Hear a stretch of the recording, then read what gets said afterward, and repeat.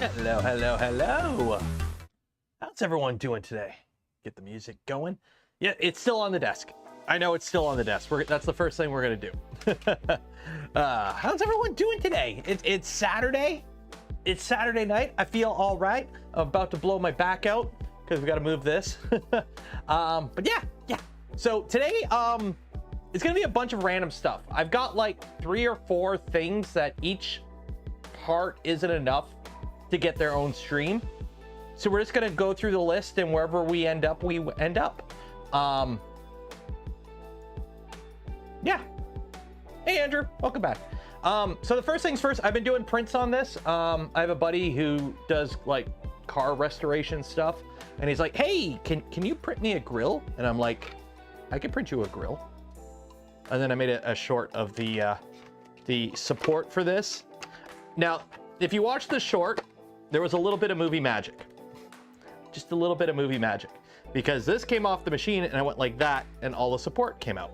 So what happened was, it printed in place like this. And all I did was I popped it off the bed. But I think when I popped it off the bed, basically the support stayed and it separated. And then it I popped it off the bed and then I put the sheet back on and picked it up. So I'm thinking when I popped it off the bed, so it wasn't actually fixed to the bed anymore, that also loosened the support, because when I bumped it, it just came right off. And oh, so good. So good. So that's garbage.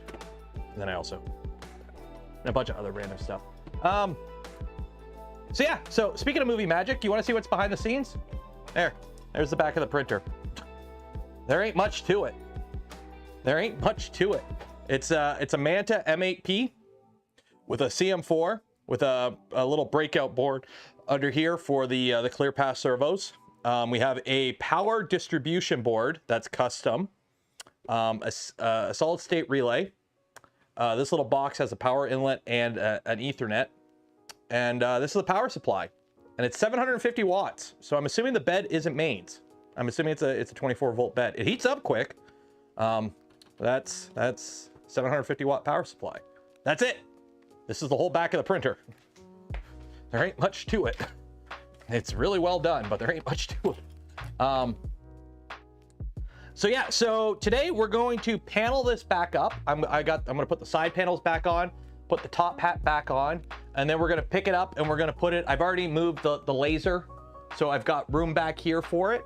So that's what we're gonna do. So the first things first is I gotta get the filament out of this.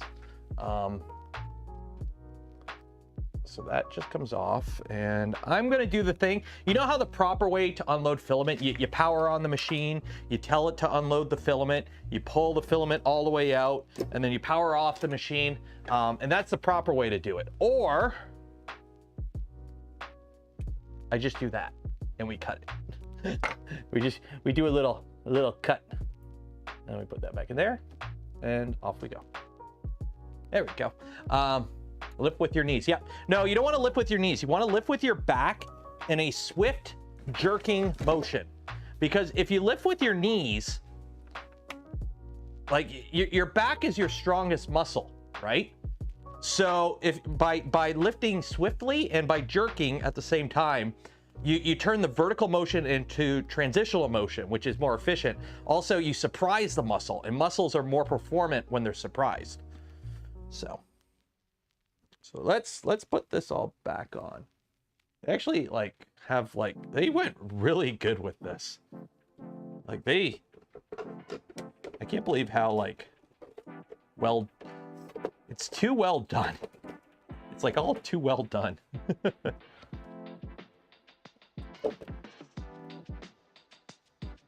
Now you want one, but not to have 10K to spend. Well, yeah, that's like the crux of it. It's like, you know, do I want a car or do I want a 3D printer? I'm going to tell you get a 3D printer. So that's why you made tiny printers. I love building tiny printers. I love building tiny printers because they're easy to build. But I like using big printers. So that's the trick. If you want to know what I think about a printer, if it comes, okay, you want to know the trick with me to know if a printer I'm building is one I'm going to use. If it's a big one, I'm going to use it. If I'm building it just to build it, it's a small one. Not always though. I wanted the small rat rig just because I did not have room for the big one. Andrew Rogers, 99 for the safety third fund. Cheers and appreciated. Need a chain and block. I need a crane. As somebody who used to work in a tool shop where I had full access to cranes, welding tools, air. Having air on demand, always 100 PSI of air, always on demand, ready to go, is so nice until you don't have it anymore. It's one of those things that's like, I guess it's kind of nice. And then the moment you don't have it anymore, you're like, I miss this. Where'd my air go? Give me back my air. So, do you want to go to hide in the back room for the next 20 years? Safety third fund? Yeah, safety third.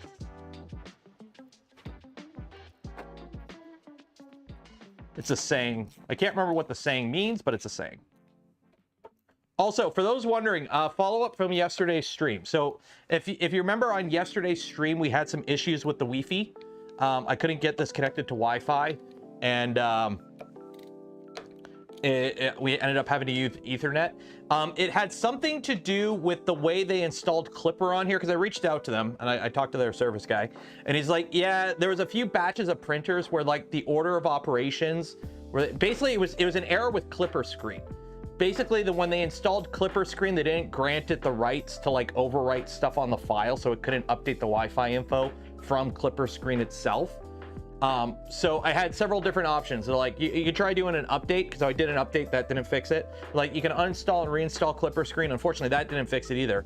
So what I did was I just went to Raspberry Pi config, like I just SSH to it, did Raspberry Pi config, and just told it the Wi-Fi credentials and saved it, and now it connects to Wi-Fi. So we're good there. Yeah.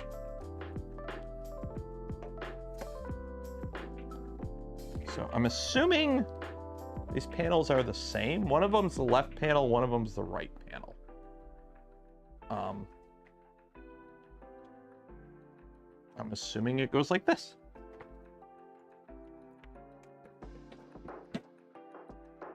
Oh wait, no. This goes on the other side because this has the filament. Yeah, that's right. This goes over here.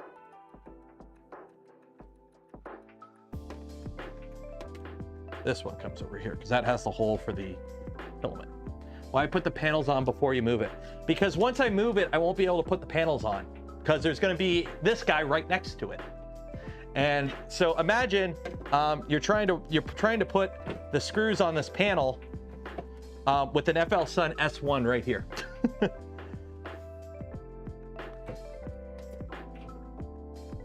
So that's why.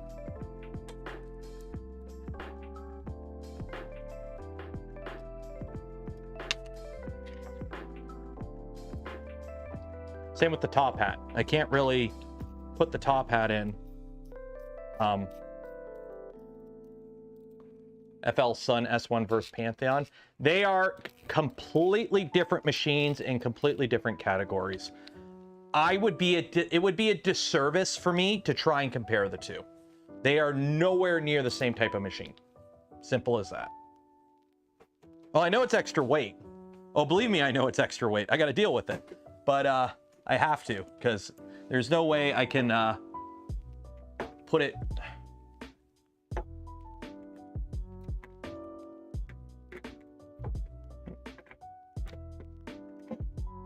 There we go. There's like no way I can screw these in with it in its final spot. So put that in there. Go.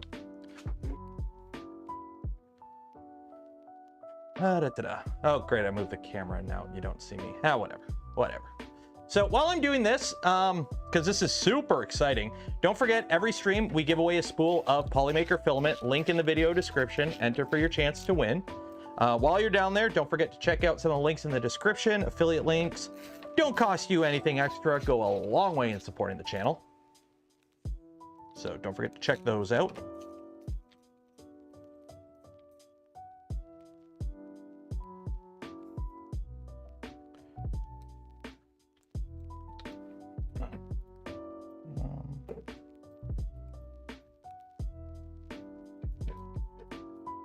How long they let me play with it? As far as I'm aware, and as long as I want.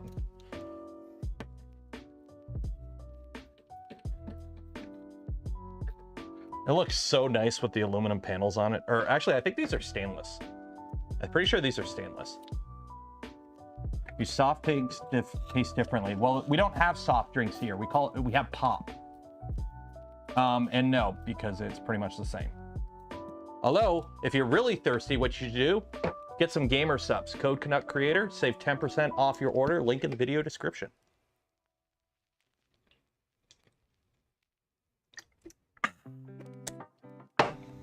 No soda? No, we have pop. We don't have soda. What is this soda you speak of? Soda is a streamer.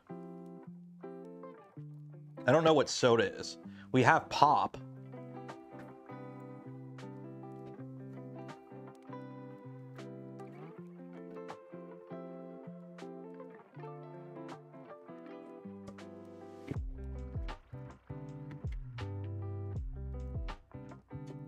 Ooh, dang it, I took another chunk out of it. I keep taking chunks out of my desk.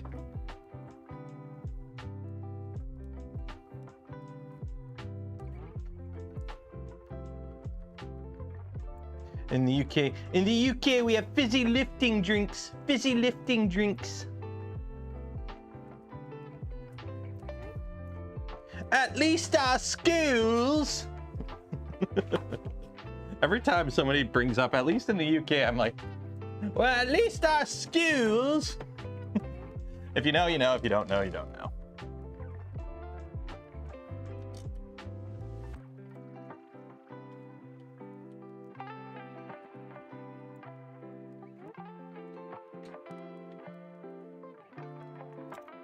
Apparently Dr. Pepper is getting really popular right now. I saw a thing on it where it's like, all of a sudden, like, Dr. Pepper is doing better than Pepsi. And people are like, what? And it's like, yeah, Pepsi's kind of dropped the ball big time.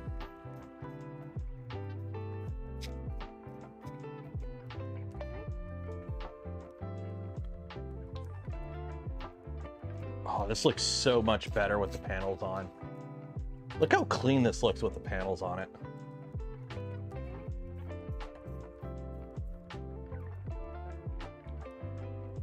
Also, by the way, for those wondering, before I came in here, about an hour ago, it was 34 degrees Celsius.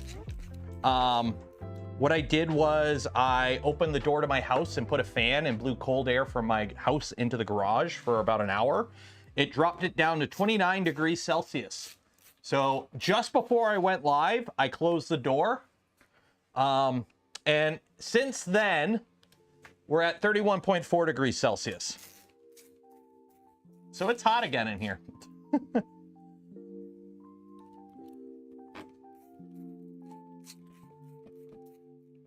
Which sucks. Okay, so I need this guy. I'm gonna need this guy.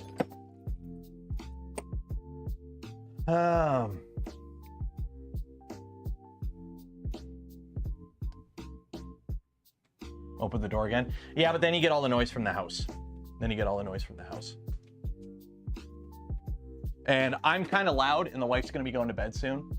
I kind of don't want to do that. Okay, let's put the top on. Oh my God, this thing's flipping huge. Okay. Okay.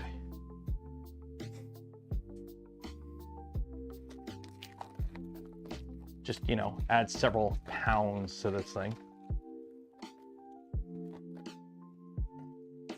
Okay, let's actually attach these panels before I get too far in this.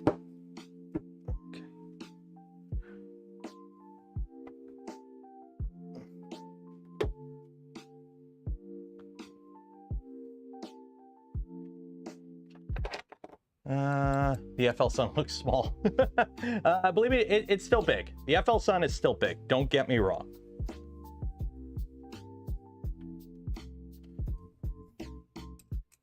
I need a mini split. I know I need a mini split. The problem is I don't have the budget for a mini split right now. So, what is the monstrosity? I am planning to get the room downstairs more kitted out in a little bit. Basically, I need to clear out a bunch of stuff because I was using it partially for storage. But I do need to do some stuff with the room downstairs so that we can start doing some stuff down inside the house, because it's fine out here for building and printing. It's just live streaming out here with this heat kind of sucks. It's a Pantheon HS3. For those that don't know what this printer is, Pantheon HS3.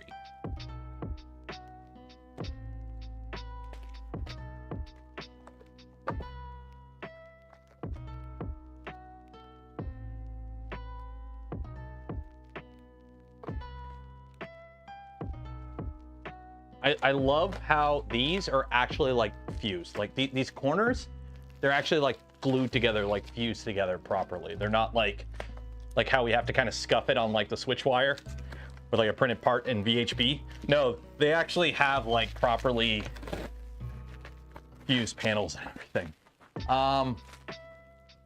But the problem is, I don't know, I can't open this enough because of the camera. So I think I'm gonna have to like put it on the shelf. Here, let me see what I can do. I'm gonna have to move the camera. Let me move the overhead camera here out of the way. Okay, move the overhead camera out of the way. So now I should be able to lift this up. Okay. And put the gas shock in. Okay, and put a nut on. Okay.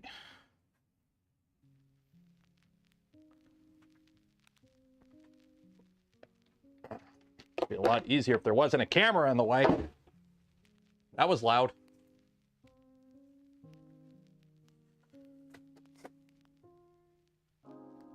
That was loud. Hopefully, I don't think I broke anything. No, we're good. We're good. Open you back up. There's only one gas shock in here, so that's why. Step stool. There we go. Okay.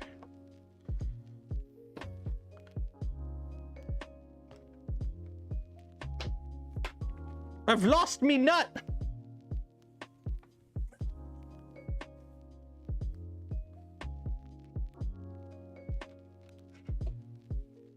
Don't want to lose me nut.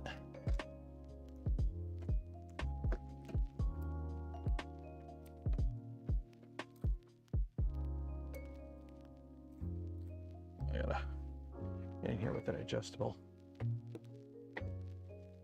Well, can it do that my Voron can't? Be a production machine.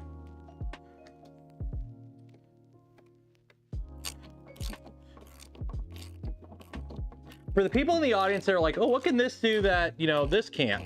What can a Cessna do that a Boeing can't? Well, okay, that's a bad analogy. But I mean, like, think about it. You can go to Walmart and buy a knife. You can go to Walmart and buy a cooking knife, okay? Or you can go to Japan and buy a $20,000 chef's knife, okay? They both do the same thing. Why is there anything else out there other than the absolute cheapest thing that does the job? Like, it is what it is.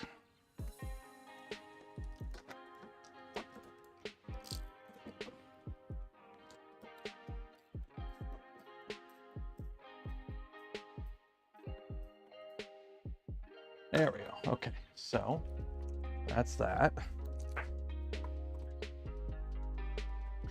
For those wondering, this machine is basically designed to print. Oop, that's what I caught.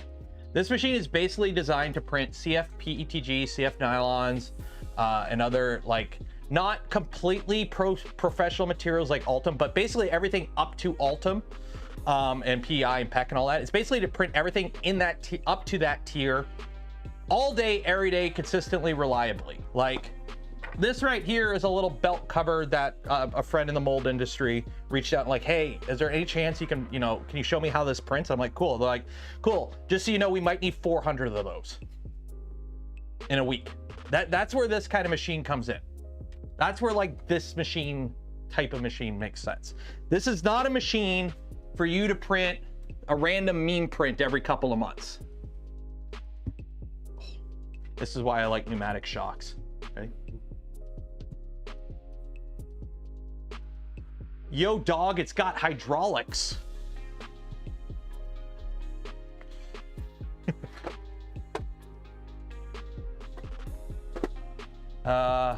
This is something that, yeah. And here's the thing. This isn't, I wouldn't classify this as a print farm printer. I would classify this as a single unit. Like, you're not kitting out a print farm with this machine. This isn't the kind of machine, I don't think you're kitting out like a 500 unit print farm. But this is the kind of machine that, say you run a prop house in you know, BC or California for movie production, and you need, hey, we are doing a Helldivers movie and we need 20 helmets by the end of the month.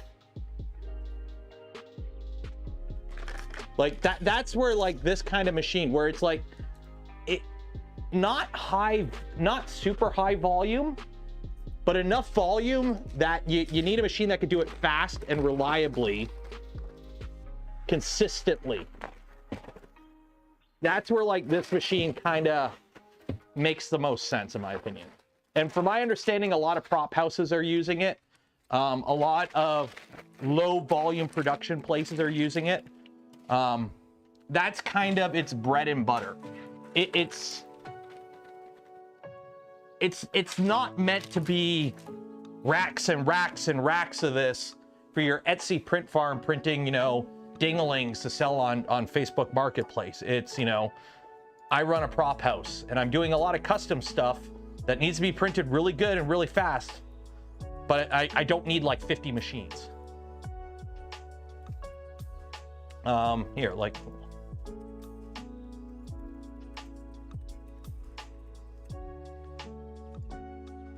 yeah, like you go to the Pantheon website here. So like Disney, Linus Media's Group, HBO, University of BC, Netflix, because they prop house, basically. Like, these are the people kind of using this machine. Print it up, flip it upside down and print with it. It probably could, although I'm kind of peeved here. I scratched it on the motor when I dropped it. Oh well. Oh well. Oh, I gotta plug this in. Flip this back up.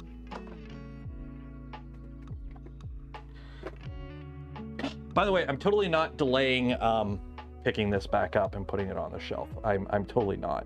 If you're wondering what I'm doing, it's not delaying putting this back on the shelf. Oh, that is so nice. That is so nice. Okay, so I'm gonna have to like figure out how I can slide it. So I figure the easiest way to do this probably, if I die, hit the like button. Simple as that. And make sure you cap it. If I drop this machine, I hope I don't. I really hope I don't. But if something bad happens during this move, screen capture it, save the VOD, screen record it. Don't let the content go to waste. Don't let the content go to waste. Nothing is worse. No, the only thing worse than dropping something expensive is not getting it on camera. I'm gonna hope I can put these under the feet so it can slide. Oh my fucking god. This is heavy.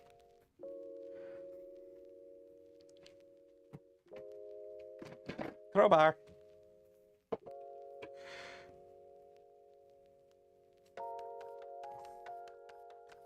This is heavy.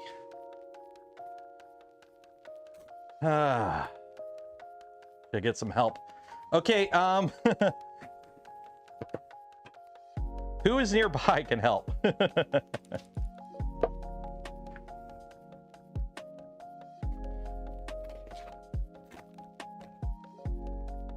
Yeah, one to lift, one to supervise. Well, I'm hoping, because I'm only going like 2 feet and I can pick it up from underneath, that it should actually move pretty easily. I'm hoping by putting it on this foam, it slides a little bit. Find out in a second here. Because the actual No, that ain't gonna work. I need something slippery.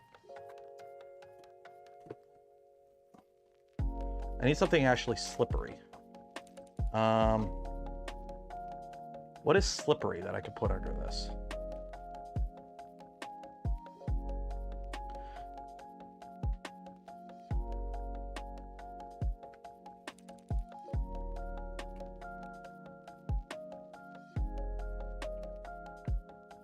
Hey, Calvin. What are you doing in here? What time is it right now? What? It's story time. Well, Daddy's working. So you want me to read you a story? Yeah. I can't. Daddy's working. But it's gonna be wait for it. Yeah, did Mommy already read you a story? But it doesn't be toys. I did for you. Yeah, but Daddy's working, buddy. Hey, go inside. It's bedtime. It's bedtime, buddy. Hey, give Daddy a hug. Give Daddy a hug. Oh, okay. You gotta go to bed, though. Inside you go. Upstairs.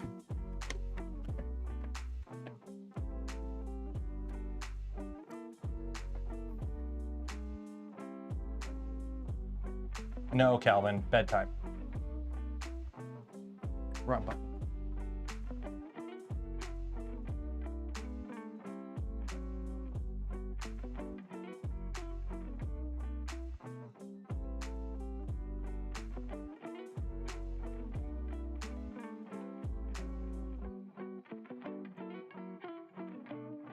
Okay, let's try cardboard. Cardboard's a little bit slippery. Read you a story. There once was a really nice chatter who donated lots of cheddar.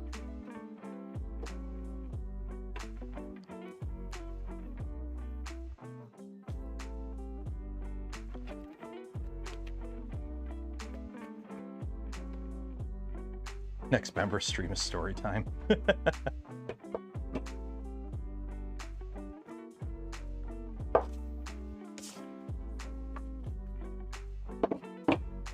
Maybe this will work. I mean, you only got to move it once. Also, I am doing a video on this. It might be this week's video. I don't know. I'm also editing a video for I started a print farm. We already did it on stream, but I made a video. I'm making a video of that too. But the I'm doing a video on this, but it's like more of a just a quick crash course overview on it. So I filmed some of that today before the stream, like the looking at everything before putting the enclosure on it. So, okay. So I'm hoping I can pivot it so I can just basically grab it, rotate on the bench. That's kind of the plan.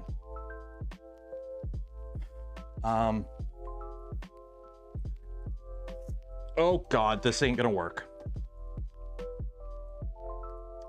This isn't gonna work.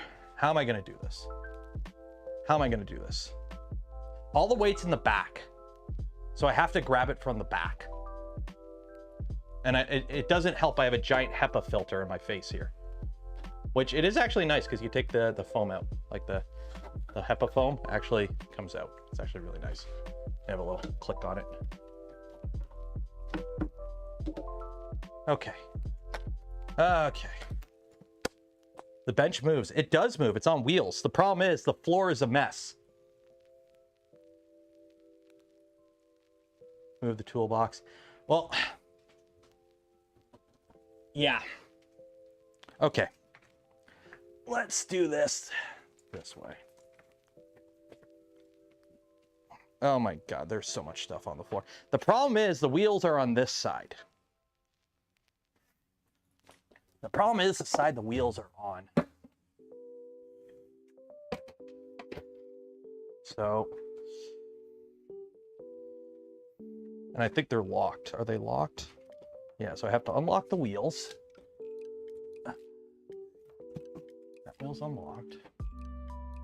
Yeah, this ain't gonna move. This ain't gonna move.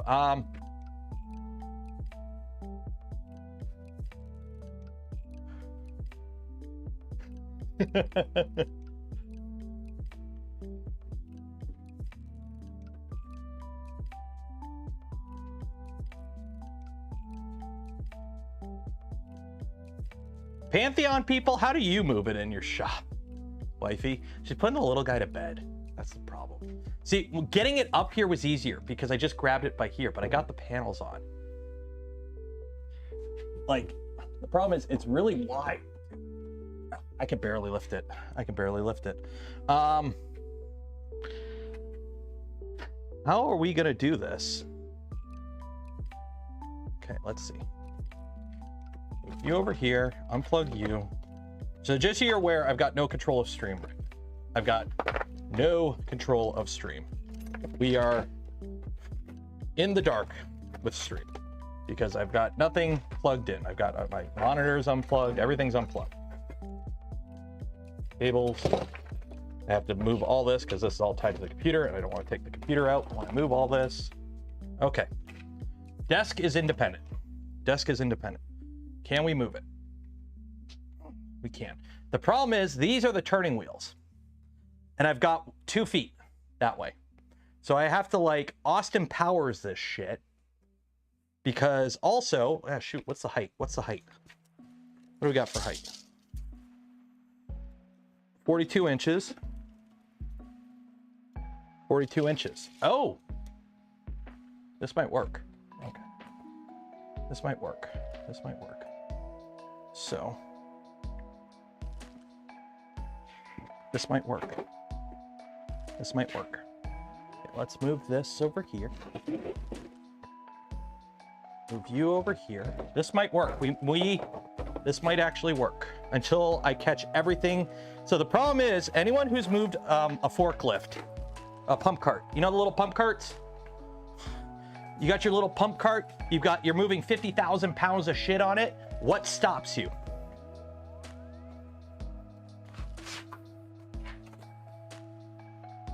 What stops you? What stops the pump cart that can move thousands of pounds, but what is it that stops it? What do you always get caught on? Pebble, tiny stone, zip tie, a screw. Yeah, guess what's all over my floor? Guess what's all, oh. And Nerf darts, apparently. Well, on the bright side, I can find everything that I've dropped underneath the workbench here over the past little bit.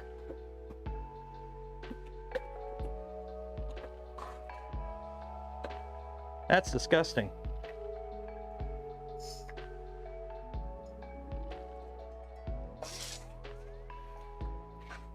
This is the content you guys come here for, right? Don't forget to like that smash button, ring the bell. That is an absolute huge spider. Are you alive? Yeah, you're alive. Okay, well. Okay.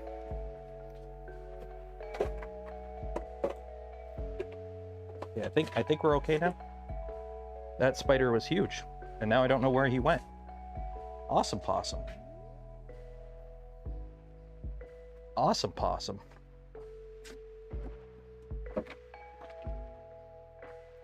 I was like, oh, this will be easy. We'll just put the panels on and pick it up and move it over. But no, it has to weigh 103 pounds. And be awkward as shit to move. Well, hope that spider's likes being in a garbage.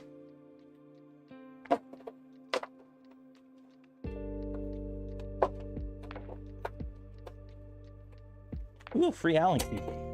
And screws. Ah, spider! Okay, we're good.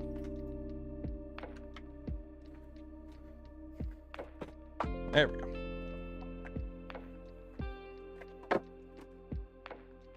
Okay, let's do this. Let's do this. Let's do this. So I gotta be careful because this isn't exactly the most balanced thing in the world either. Like, this isn't exactly the most balanced thing in the world. Okay. Are we getting an Uncle Jesse moment? I hope not. Can I even move it with this much weight on it? I should be able to. Okay. Is that unlocked?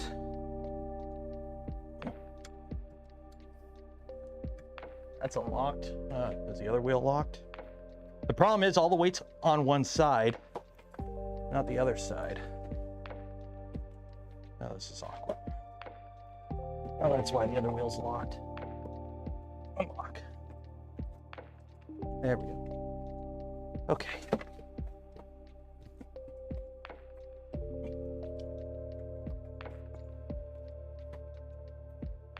Okay. Okay. Thoroughly. Thank you for becoming a member. Okay, we're moving. Oh, wait, no, Ethernet cable. Okay.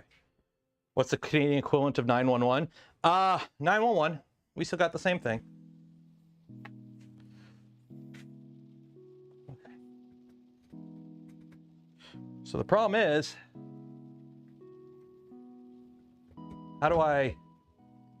I'm gonna have to Austin Powers this shit. Tech Benchy. Look how much room I got now. Now I can't get out. Okay. So.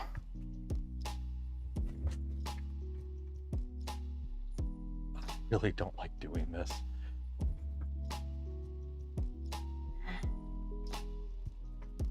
Is there a cop show in Canada? Yeah. Ooh. Of course, it doesn't help the floor in here isn't flat.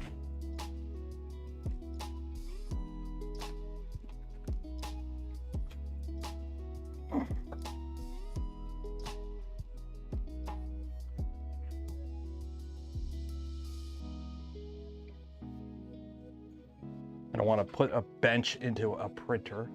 Oh yeah, not a lot of room there. Okay.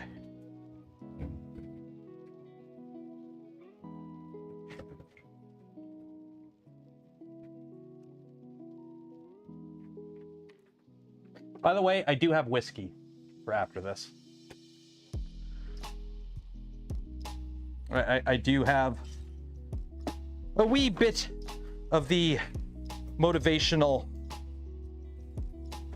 beverage after we do this for celebratory stuffs. I did not want to be doing this today. I thought this would have been a lot easier to move. I'm not saying I regret my decision.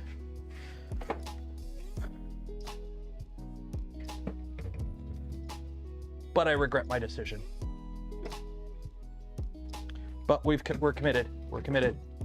We're committed. I mean, if it falls over now, I only take out all my 3D printers.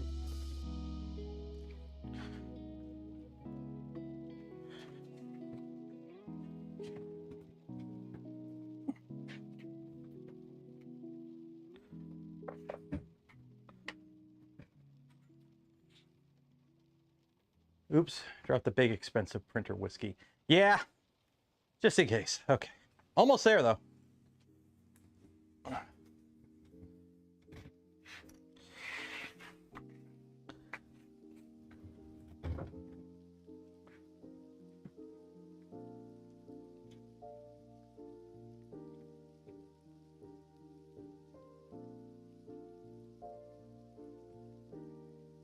Aha.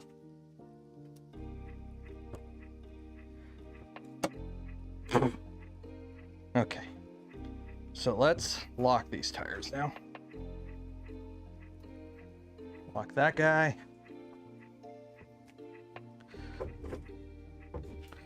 Lock that guy. Okay, halfway there. Randy Lovin gifted 10 community memberships. Cheers and appreciate it. Thank you.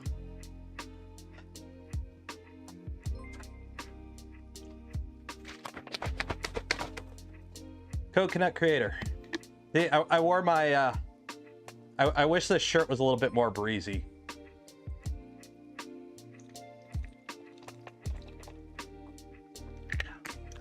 We're gonna run out of gamer subs really soon. Okay, so the plan is just slide it on.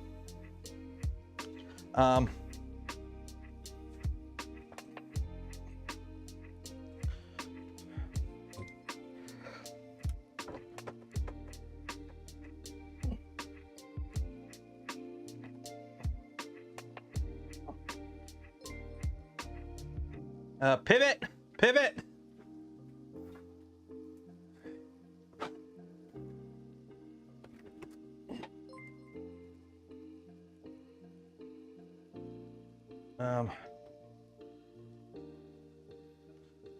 Okay, 1 second here. I gotta get the piece of cardboard back under there. That's not gonna move. Just get 3 really long and beefy linear rails and screw them. Honestly, I wish I had a crane right now. I really wish I had a crane right now. Some actual like lift points. Oh, that would be so nice right now. An actual proper crane with actual proper hoist points. Oh, oh. These are the cranes. Okay, do I have anything there? No, okay. Ooh, don't push this way, because if I push that way on an angle, it falls off.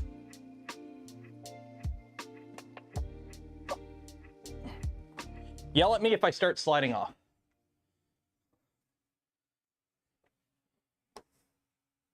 And then I gotta pivot it once we're on.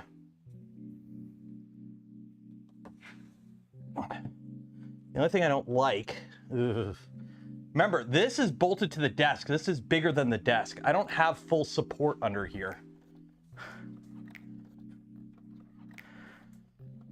So I'm actually a little worried about it being on the bench. It's on the bench. Oh yeah, unlock.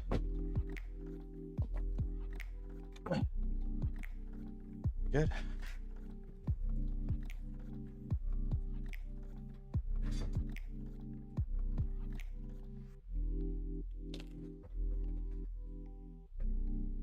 Whew, okay. Let's get this bench back to somewhere where it was before. This is gonna screw up my whole layout now. So I'm like, what was my layout again?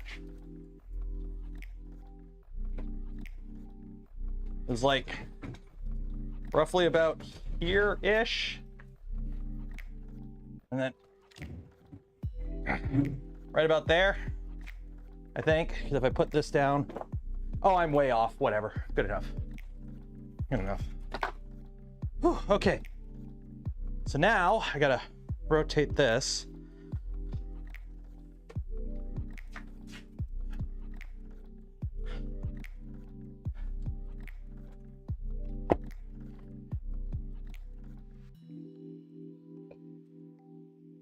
Just so you're aware.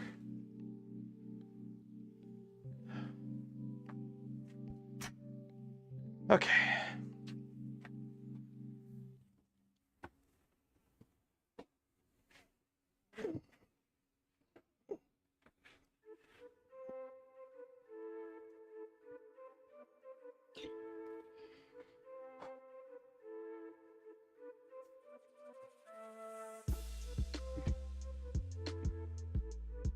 Okay, I gotta move the floor stuff.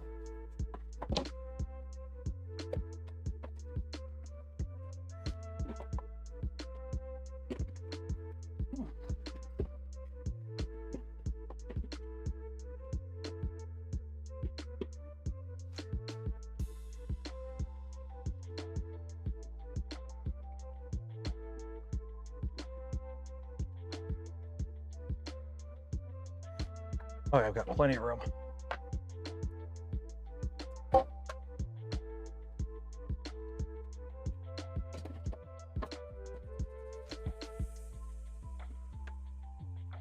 Let's make sure I'm not pinching anything here on this guy. Nope, we're good. We're good. Okay. Whew.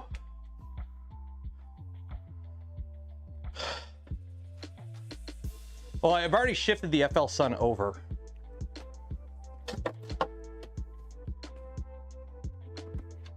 But I think we're okay there. Because I needed it. It needs to be over far enough that I can put the filament box on this side. Because unfortunately, the only way to feed it is on this side. Otherwise, I was going to put the filament box in the middle. So it'd be printer, box, printer. But I need to have it on this side. So now we slide this right to the edge. Oh man. These feet are grippy. Okay, so can we open this? Nope. That's as much as I can open it. That's as much as I can open it. But that is enough to get in there and do stuff. I can live with that. That's as much as I can open it. I'm gonna see if I can do something about a smaller exhaust box, because that really, yeah, that's as far as I can open the lid. Now, granted, you don't really need to open the lid too much. It's mostly if you need to like change filament, which you can do. Well, we're gonna find out in a minute here. I'm gonna load it.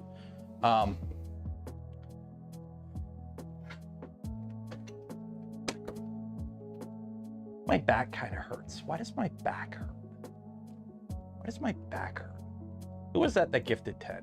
Randy Lovin. Cheers for the 10. Can my back... Oh yeah, the back door can still open. Yeah, the back door is fine.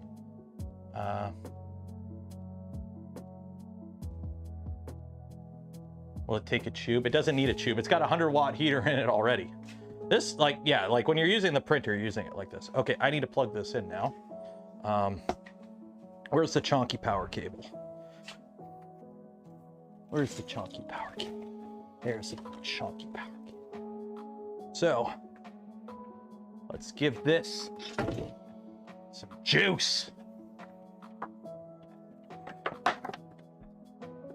If I can find the hole. So you're gonna go there. I'm just gonna plug you in right into the wall. Okay, plugged in.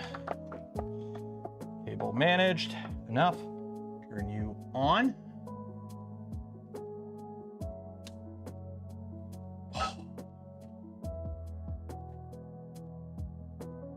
Okay.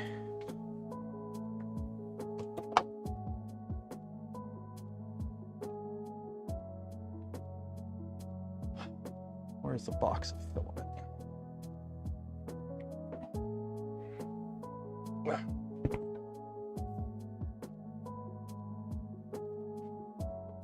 This ain't the box of filament. Where is the box that actually has filament?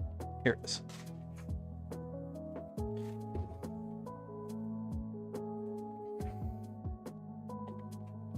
There we go. So you're gonna go right here.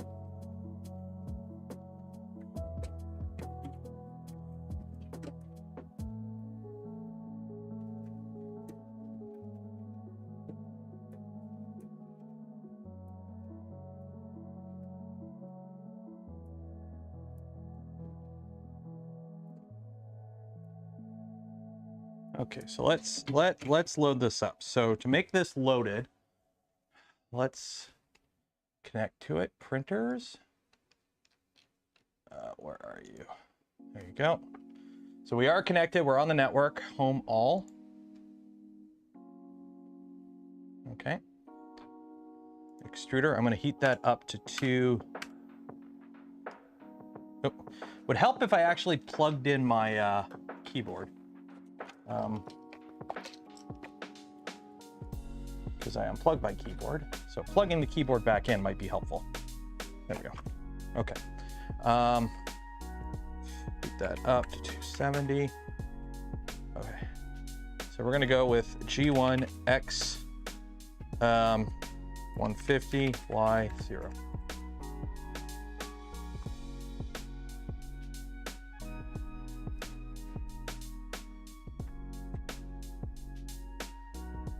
Oh, wait, is it? Oh, okay. G1X0Y150 F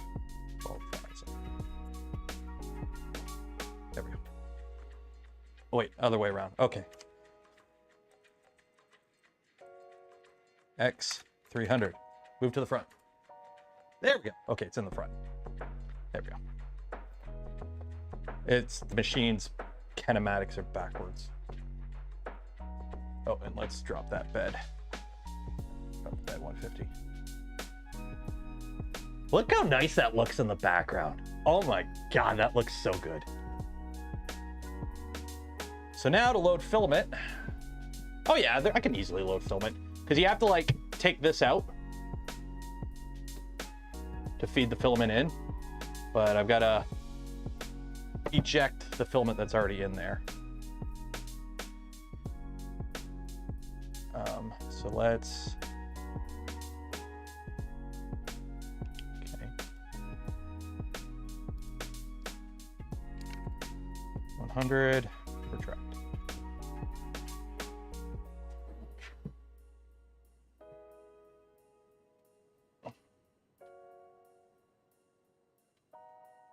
Are you extruding or retracting? I don't think, maybe you can't do that much in one go. Oh, filament length. Oh, I see. Okay. So we want to extrude and then retract.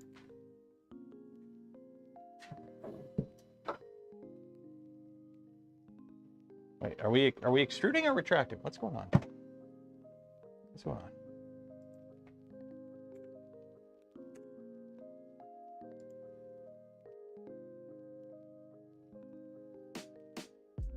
Can we not retract filament? What's going on?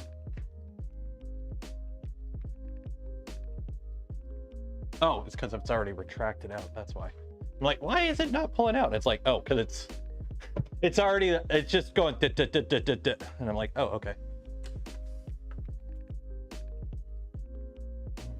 Plug this in.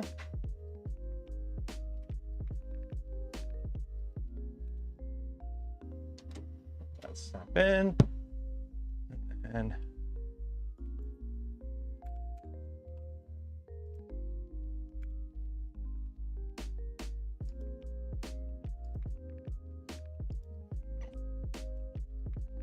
there we go. And there goes the new filament.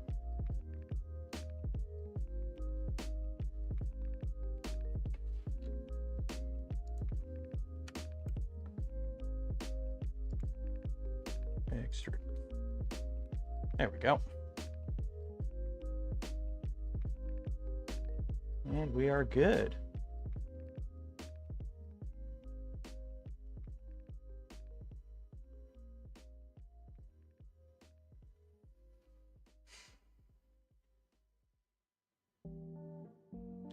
Bueno.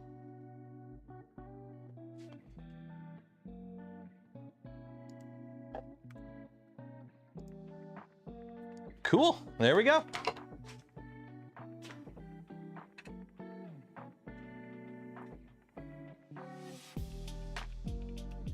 Move home. Home all. There we go.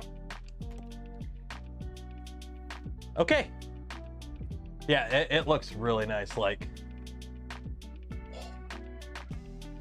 and here I was like, I need to put stuff on the wall back here. The wall back here is boring. Now, this is going to affect my problem because I was really hoping I could put a Prusa XL here, but I don't think that's going to happen now. Unless I move that underneath.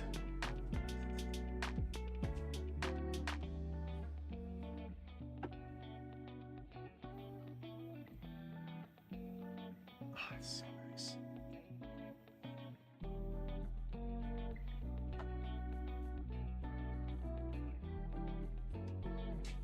It's so good.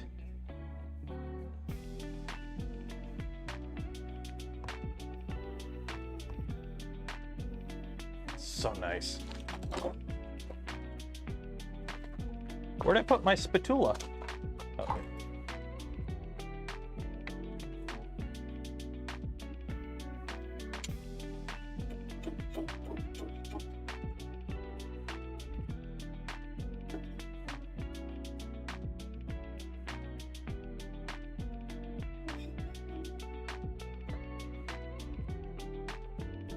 There we go. Okay, I need something to print on. I need to print something on that. So, where is it? I gotta print some stuff for Nerf Blaster. So let's try that. So let's download the files. Print me. We could do that. We could print the me.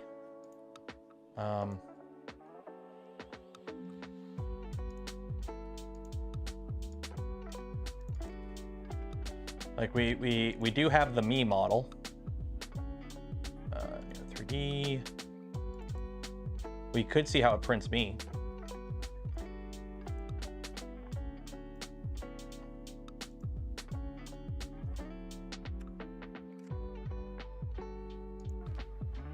I don't think we need 6 walls. We'll do 3 walls, 5 top, 4 bottom.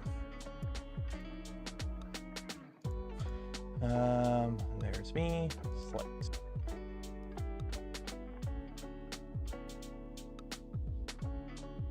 Yeah, we'll put a brim on it too, just a little bit extra.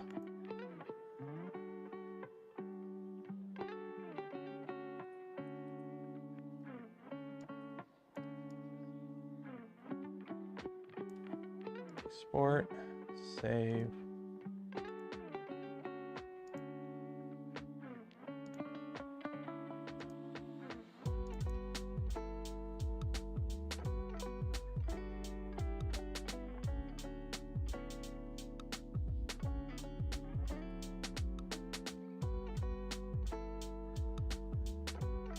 Come on.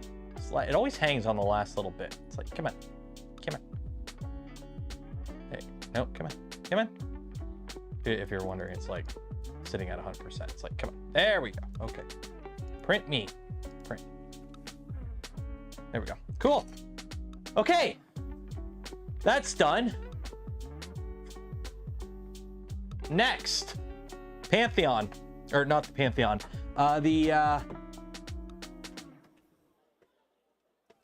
Unfortunately, the Magneto is the next one. So for those that don't know, my Magneto's been down, like down. And the nearest we could tell is I got a corrupted SD card.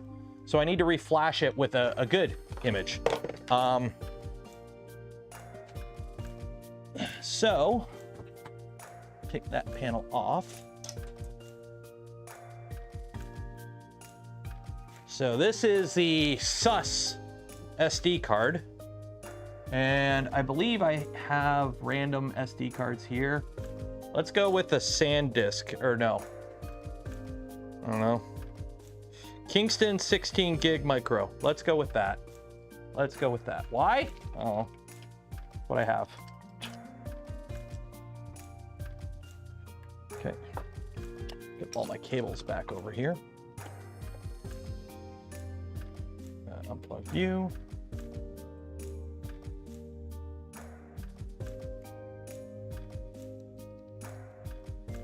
Put that in.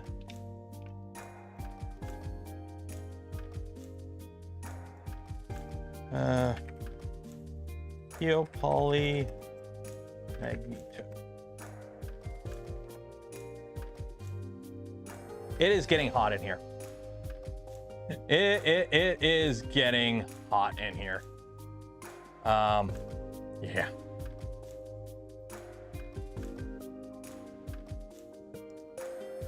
Okay.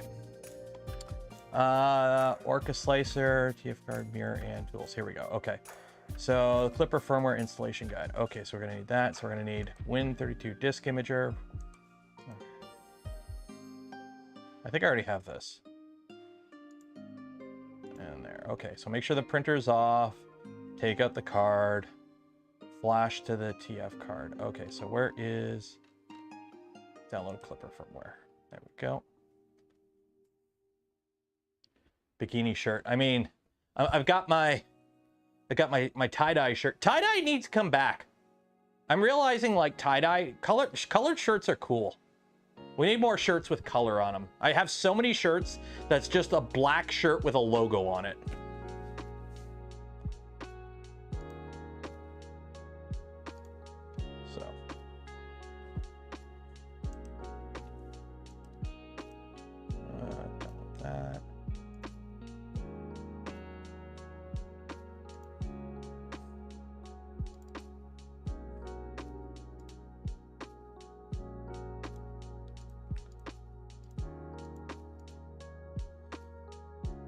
Okay.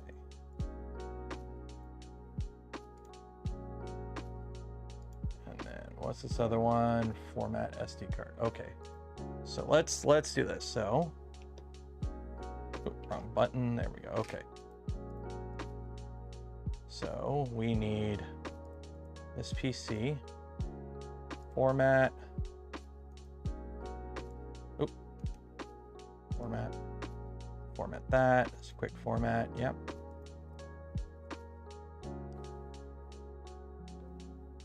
Unable to complete the format. Cool. Whatever. Okay. So we got that. So we select the card we're going to use is USB drive H. What are you doing? USB drive cancel. What is it not formatted? Format?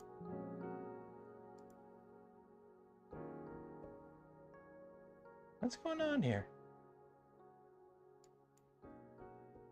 When you start printing SPL parts, there's a printing guide that shows plates of parts and print settings for the plate. Okay. What's going on here? Maybe I should use the, they're like, download this thing, the SD card formatter. Let's actually do that, because Windows seems to be having an aneurysm right now. Download for Windows. Accept. Oh yeah, the printer is printingly. Or no, it's probing the bed. So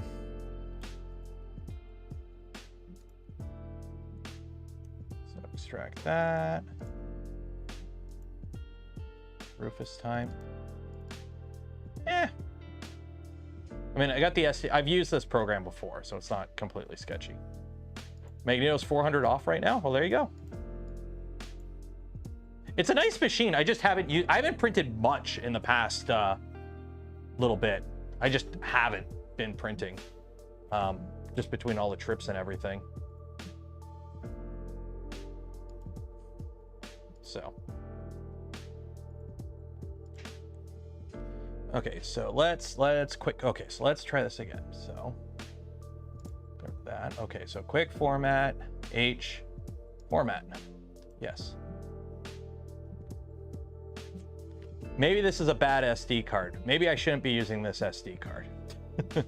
I think this is a sign that we should not be using this specific SD card. Formatting failed. Yeah, let's not use this SD card. Let's not. I've got another one here. Let's use a different one. Let's use this Patriot 32 gig one. We'll try that.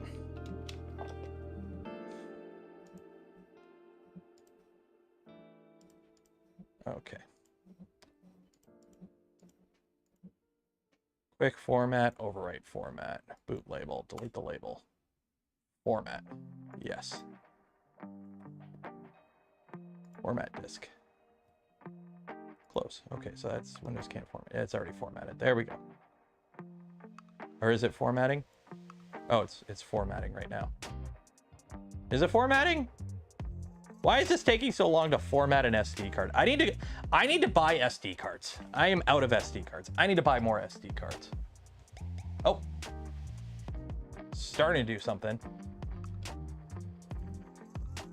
Now the Pantheon's my favorite printer. Gabs Labs, I'm still gonna go with my Vorons. I'm like unabashedly, I'm sticking with the Vorons. Let's be honest, they're Vorons. But just because I got this. Yeah, let's just do a quick format. This is gonna take too long. Formatting has been canceled.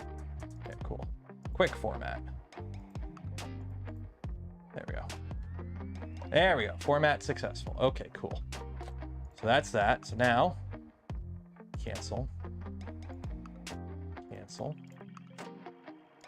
Close. Close. Okay.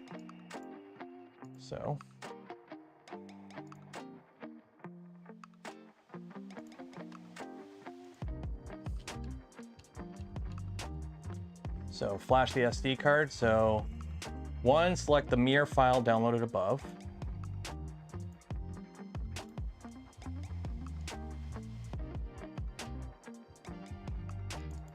that.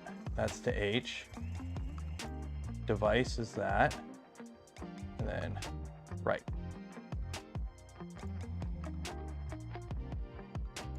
There you go. Okay, flash in the SD card. So that does that.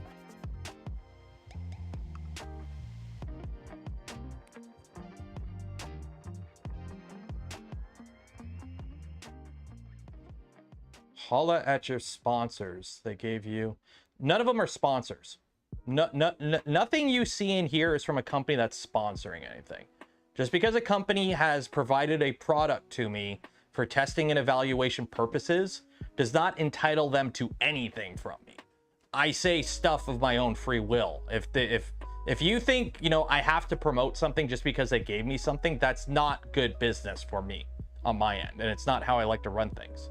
However, I have no problem saying, yeah, the Pantheon HS3 that Pantheon sent me is freaking baller. It's awesome. But like the whole sponsor spot, we're not that kind of show here. I don't have a freaking ad popping up in the corner every 5 minutes saying buy something so I can get a discount. I'm waiting on the ad to pop up on this side. I don't have it pop up down there. I have it pop up over here. Nuno, we are your sponsors. You are. Giving a product, still sponsorship. Potato, tomato. Put it this way. If I can't go into the bank and go, I would like to pay my mortgage with this item that the company gave me, it's not a sponsorship in my opinion. It's a promotion. Don't get me wrong, it is promotional. They provided me with this printer, I'm assuming out of their marketing budget, so it would be promoted. But they're not providing anything tangible to me other than a 3D printer. That, guess what? I have to declare this on my taxes. So I'm gonna be losing money on this printer most likely. Yeah, for those that don't know, like, even though I got this for free, it still counts as income. So I still have to declare this on my taxes. So congratulations, I just made 10 grand that I need to pay taxes on, that I can't use to pay my mortgage. Business! Also, one of the reasons you'll see a lot of 3D printer YouTubers get rid of their 3D printers. Because they ain't cheap. It adds up quick.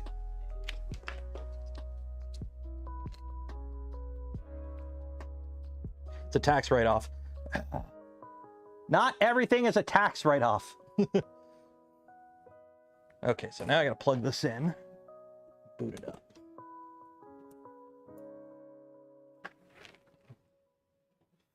So hopefully you don't boot loop anymore.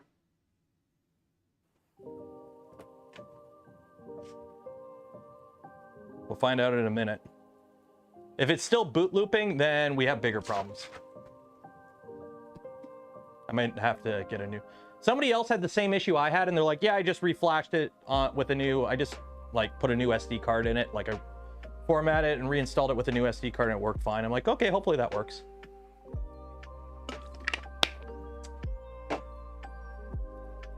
So we'll see in a minute here. Although, I'm seeing a lot of red LEDs in there, but we'll see. How's this coming along? Ooh, that's coming along good. Okay. Let that do its thing for a bit. Okay, next thing is this guy.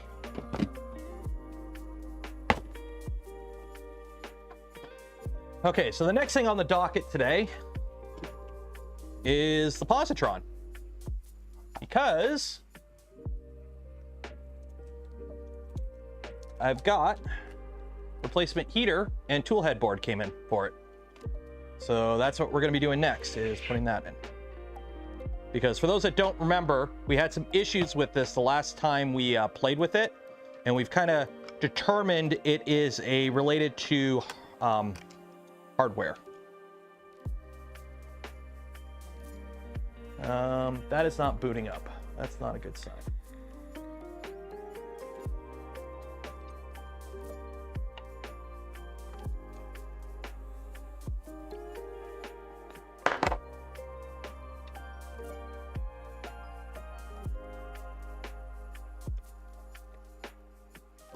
Looks like a case for a nuke. Almost. It's a case for a 3D printer.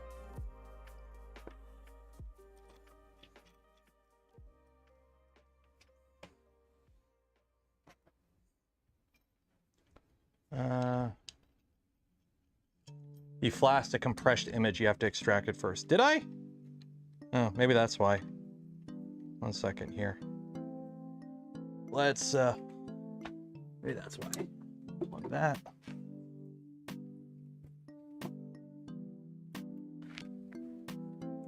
Maybe that's why that didn't work.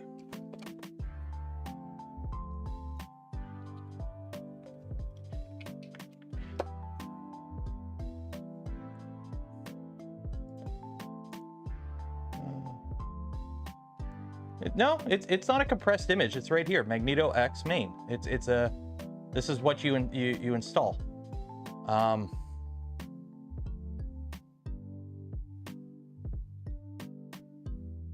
Yeah, this is what we flashed.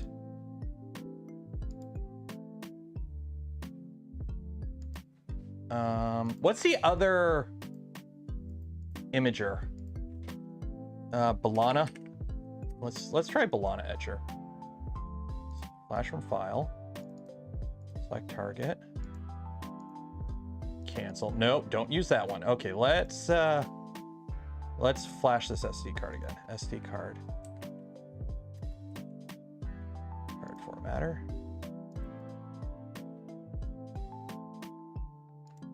Oh, it's not picking up the SD card. Oh, it would help if I actually put the SD card in the right way on the this thing.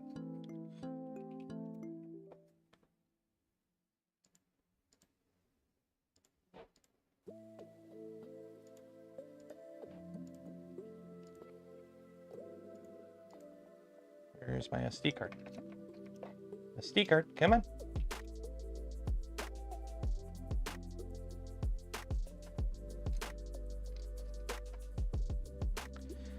I need to buy more SD cards. I've got so many gunk SD cards here, I think. Nope.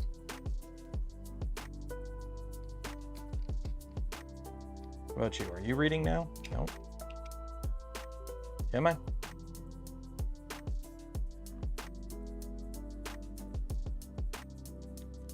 Nope, not that one.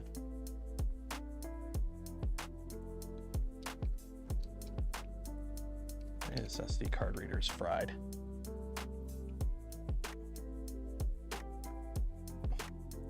This, oh my God. This is shit. This SD card reader sucks. Do I have another one? No, I don't.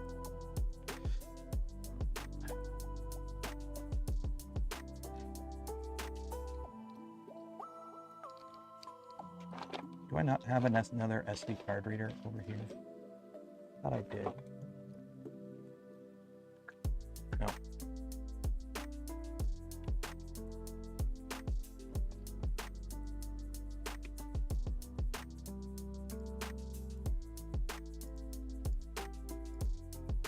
Huh. I don't know why that's not working. Okay, whatever. Skip it. So let's see what else. They also gave me a new bed, or new bed. So let's swap this out. So we've got a new toolhead PCB, and we've got let me actually, it'll be easier to do this without this on.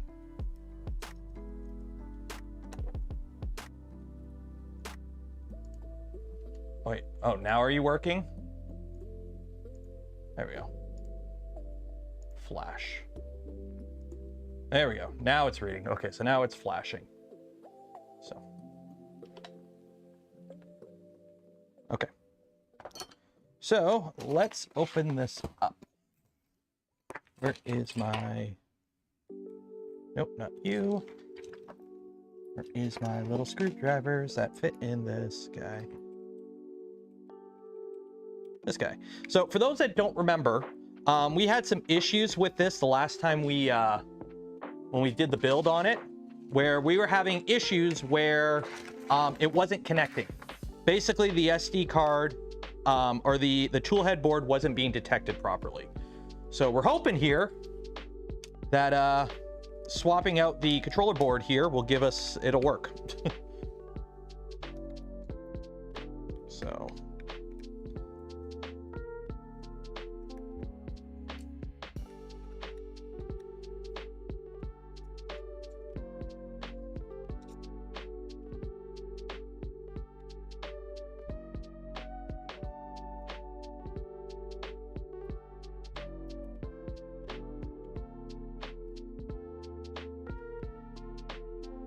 Am I playing the Elden Ring DLC? I am not. I haven't yet. I want to. The problem is I don't have a save that's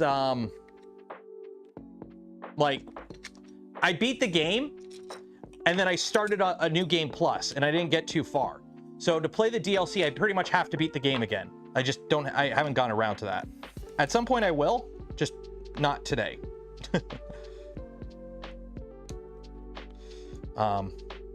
But yes, I will play the DLC at some point, just not right now.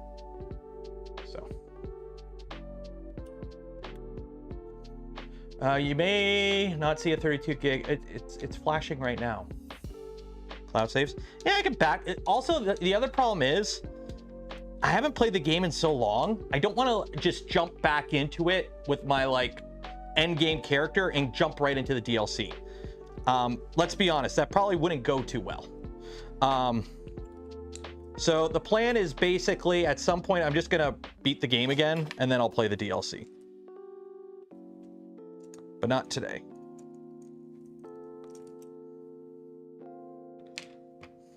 Okay. So here's the bottom one. Here's the top one. Here's that one. And now I need to unscrew you with the itty bittiest little, oh shoot. Remember how I had to make that custom little flat? There we go. There we go.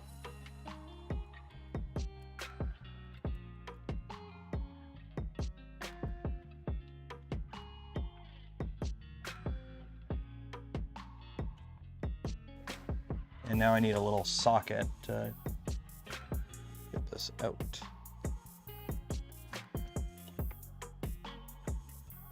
There we go. There we go. Okay. Old tool headboard out. New tool headboard. But before we do that, we need to fix the heater because the heater broke on this. So let me get my camera working again so you can see what I'm doing. Okay, so turn you back on. Oop, where's the on button? On. There are spider webs all over this.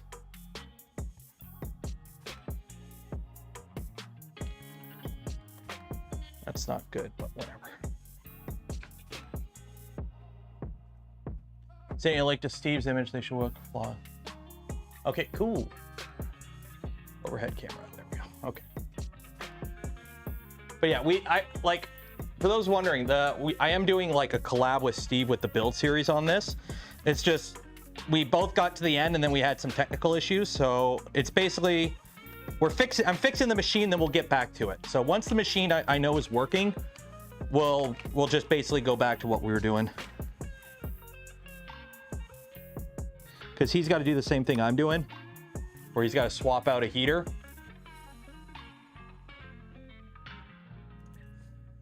This printer doesn't look very sturdy. I mean, it's designed to fold up. It's designed to fold up. The moment you design a printer to fold up, you're taking some liberties with structural integrity. So this is something that happened. If you have one of these kits, you need to look out for this. Mine and Steve's both had broken heaters. We're not sure exactly what caused it. This is one of the spares from another package, but they sent me like proper heaters right here. So we're not exactly sure what happened, but heaters broke during transport. So you got to be very careful screwing these in, screwing these out, because they have to sit like flat. So it might just be an assembly issue.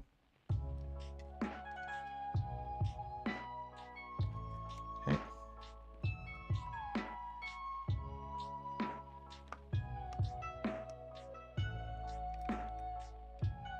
There we go.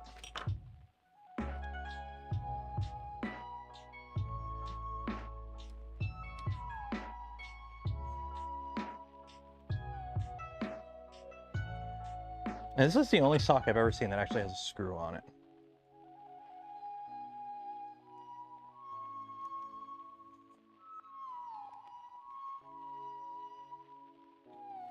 We never really did make a curved 90. Were you there when, who was it? Was it Tom I was talking to or Stefan? I can't remember. But we got into it, well, not got into it, but like we had a long discussion about making a curve, not a 90 degree, like a curved filament path. And I'm just like, nah, dog, it ain't happening. He's like, it's like, nah, dog, it ain't happening. It's a nightmare. Don't try. Save your sanity. Okay, so this all goes over here.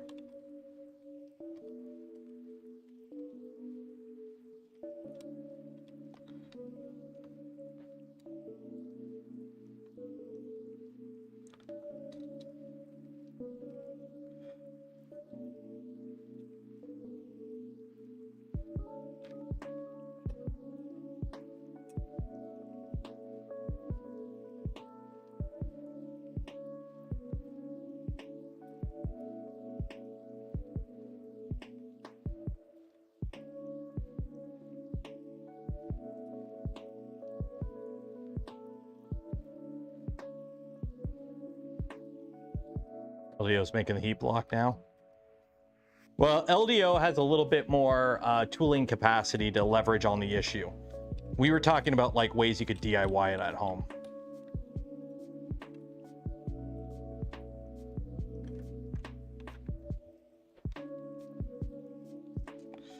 And newsflash, there's not a lot of ways.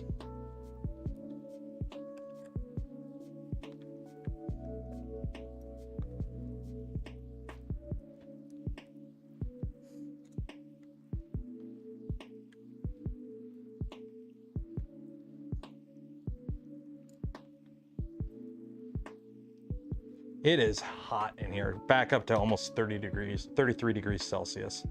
Oof.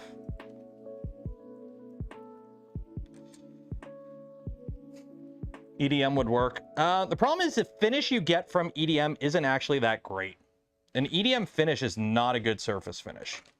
Oh shoot, where'd that little piece that was on here go? That fell off. I don't know where it went. I'll have to find it. Where'd that little printed part go? Oh well. Shoot. Yeah, it'll show up somewhere. I'm sure of it. Which one's this? Toolhead PCB. Oh yeah, this is the new one.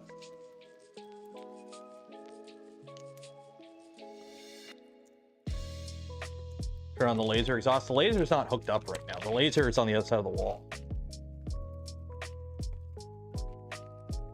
Also, I don't know where my knife went. Like, I don't know where my knife went. I had it, and then I moved it, and now I don't know where it's at.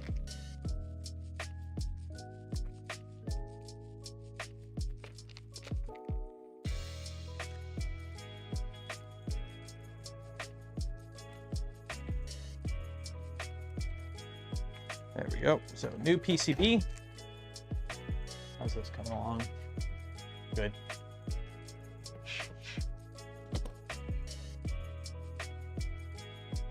Okay, so. Oh, there it is.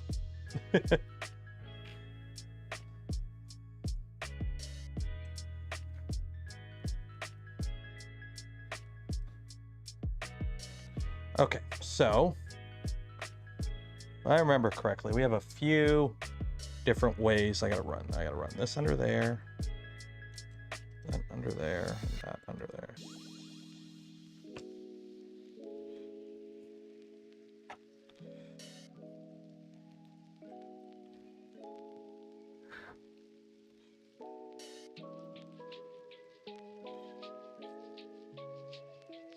Okay, I think that went up top.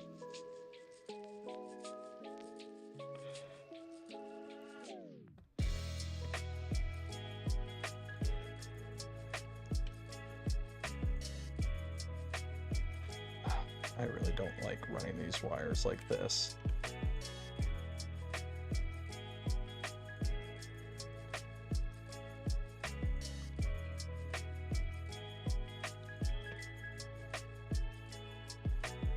Okay, that's good right there. Okay. I think we're good. Let me just double check we're not pinching anything. Feels like I'm pinching something, but I can't see what I'm pinching. I think we're okay there.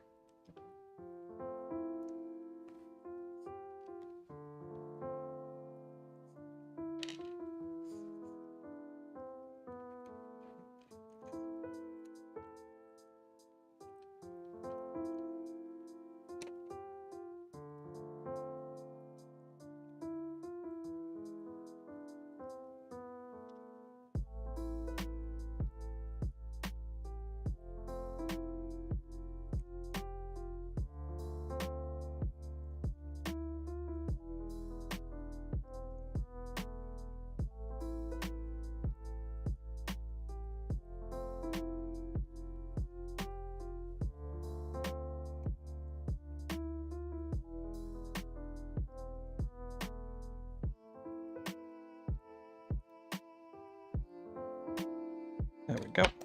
Okay. Okay, part cooling fan is here.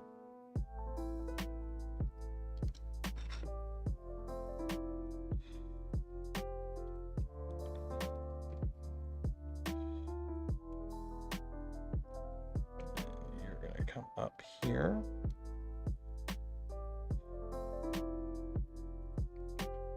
You're gonna go right here. And then these go in there. Where'd that little flathead go? Right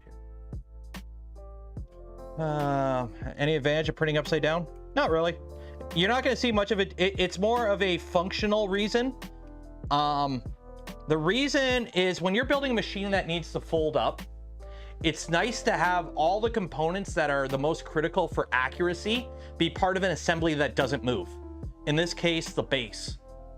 So because the bed moves in the Z, it's a lot easier to design a printer if you want like your Z to fold down and collapse. Instead of having it where your Z's up top and it's printing down like a more traditional printer, you need all this support here for it to function. Versus if you flip it upside down and have your motion, your XY motion be part of the base, that stays in one unit. So it's not quite, it's not designed this way to be a better printer. So it could be a better folding printer. That's why.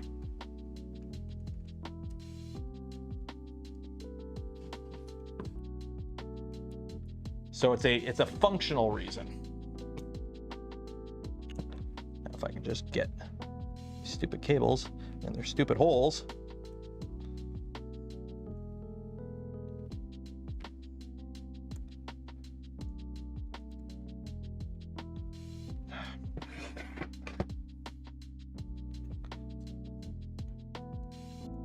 I swear these never want to go in their hole. There we go, got one.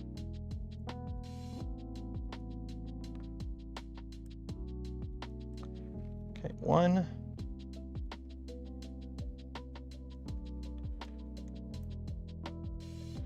Hopefully pushing the buttons while I'm doing this doesn't affect anything.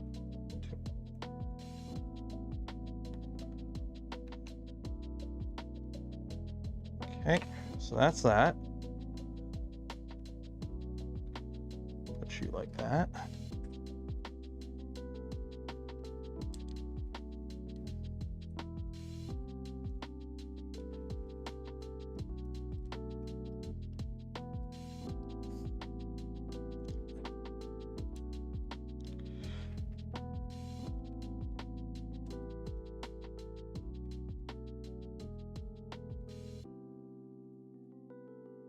Go.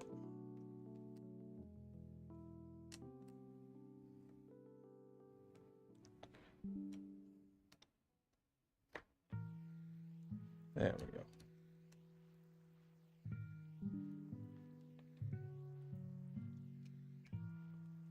There we go. Sure, nothing catches. Okay, I think we're good there. Oh, that's not good.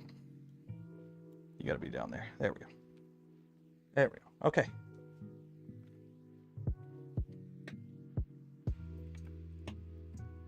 There we go. Okay, so that's that. That's that.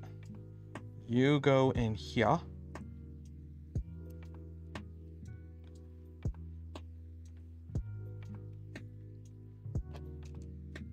And now we can put this back together and hopefully it'll turn on.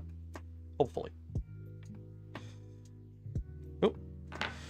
That's done. Cancel. Okay, so that's flashed. So hopefully this works now. Find out in a second. Okay, you go in there. And plug you in. If this doesn't work, I'll fiddle with something else later. I don't want to spend a million hours fiddling with that tonight. It is too hot in here. Okay.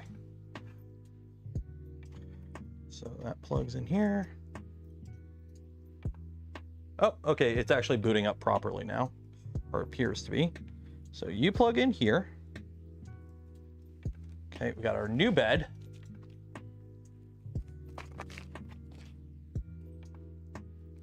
Hey, it's not boot looping anymore. Or at least it's doing something.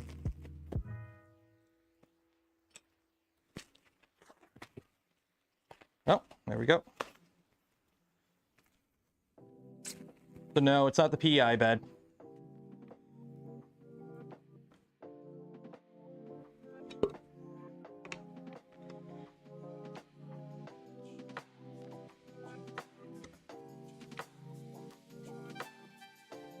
That's that. Okay.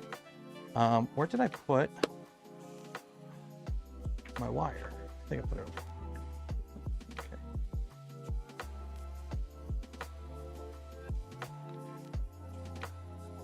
So you plug in there. And then you plug in here. Okay, so that's that. Now we need screen.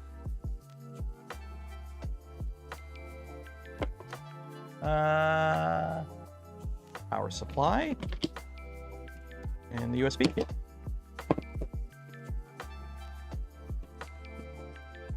Clipper is attempting to start menu. Network. I'm probably gonna have to reconnect to my network. It's a fresh install.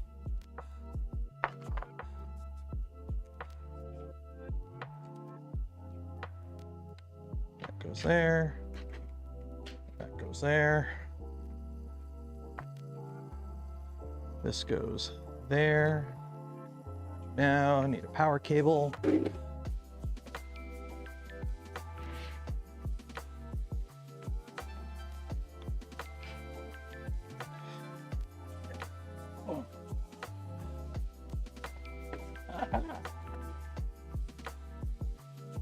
Okay. Power on. No sparks. That's good.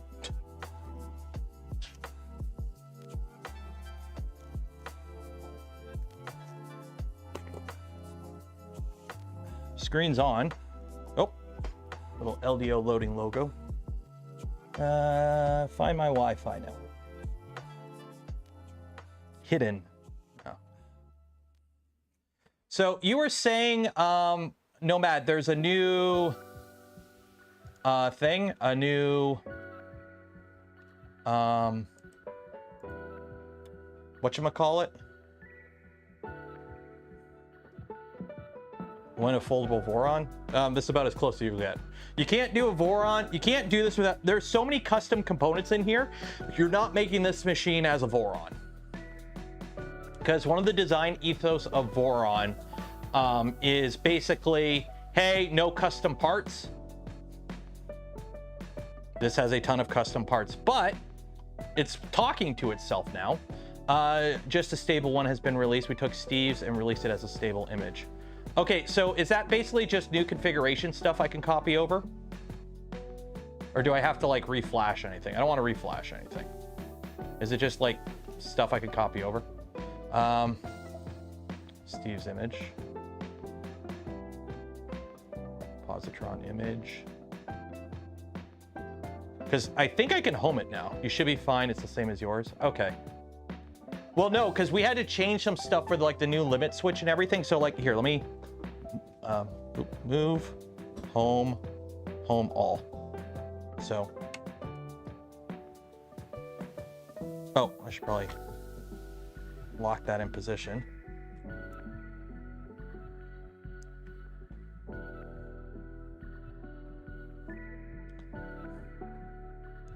So that should home. Yeah, so that clicks on the homer. Yeah, there we go. There we go. So yeah, so it does, we've got it working now.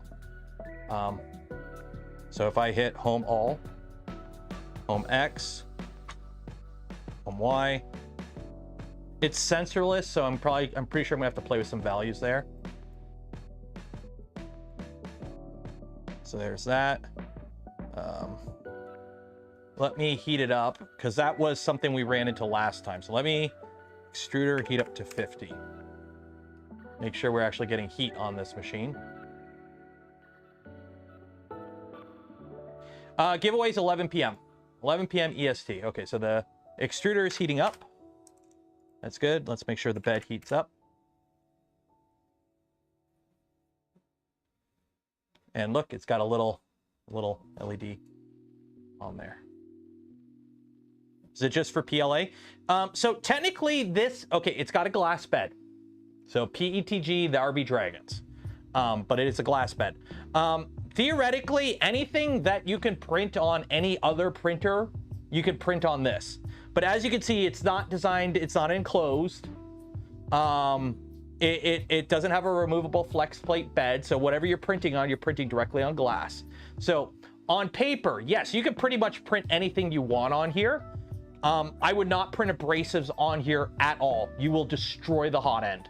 Because it has a 90-degree filament path, anytime you run an abrasive filament through here, it's not just your nozzle that it's going to eat away, it's going to eat away the actual curve of the filament path. So the filament's going to flow, it's going to hit the wall, and then it's going to flow up. And every time it's doing this motion, it's going to eat away at the block.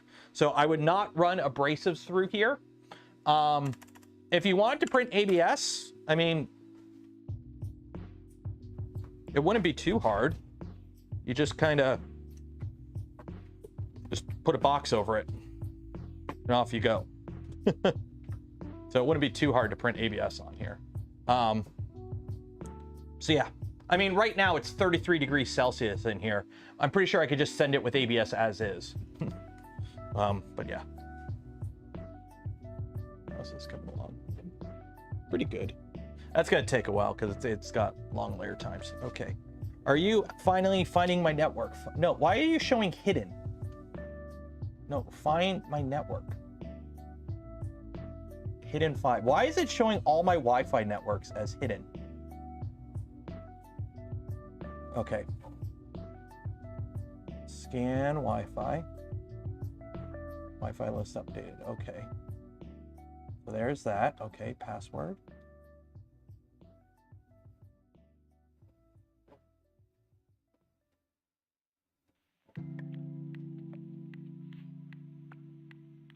Okay, close, connect. Connected to Wi-Fi successfully. Okay, close. I think we're back in business here.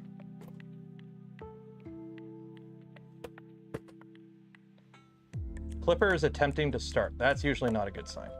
Oh, wait, I gotta do the thing. Okay, 1 second here. Woo, it's hot. Okay, MagX. Okay, so we know this is working, so let's turn this off. Or actually, I'll put that in. Okay, so this is the cool thing. So with the Magneto, you have, it has CAN bus. So you have to like tell it its new CAN bus stuff. The thing is, you could do that within your web UI. So what you do, so what are we got 107. So what you do is, let me pull up a notepad here. Here, let me. So you take this, you take the IP address, okay? Oop, that's not what I wanted to do.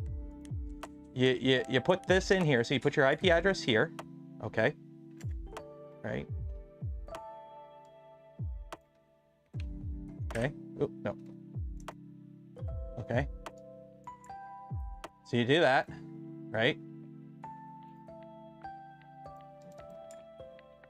Okay. And boom, it updates the config with your new your MCU ID. And then so you get MCU ID and then set MCU ID. And then it sets the MCU ID. And then you CAN bus. You do the same thing with CAN bus. Set CAN UUID.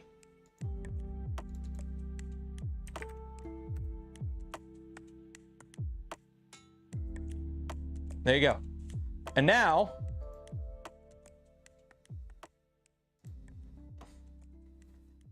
it should, okay, we might have to firmware restart. It should connect. It should. It does. Haha, we're back online. Home all. There we go. Yeah, so you can basically do it through your web browser instead of having to like SSH and whatnot. There is some really, like, they did some really nifty things with this. Like, the only real criticism I can give of the Magneto, it is definitely a first gen product that is, while it is somewhat rough around the edges, they did a lot of things right.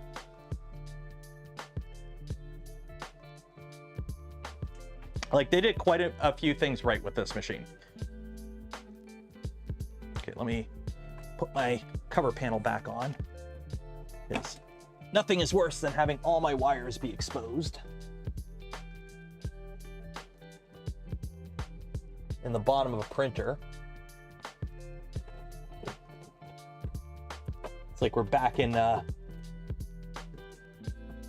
days of, like, the early days when printers, you know, we just threw all the electronics underneath the printer and sent it. There we go. Okay. So the Magneto is back online. Sweet. That's good to know. So all these are back online now. So I got the Magnetos back online. You added a beacon to it. Nice. A beacon probably wouldn't be too bad, although it's got a nozzle probe, so it's not a huge deal. So this is that. You said you were sending me. Okay, so here we go. Latest config was and stopped working. Okay. So what we're gonna do, we're gonna go here. We're gonna copy all of this. Okay.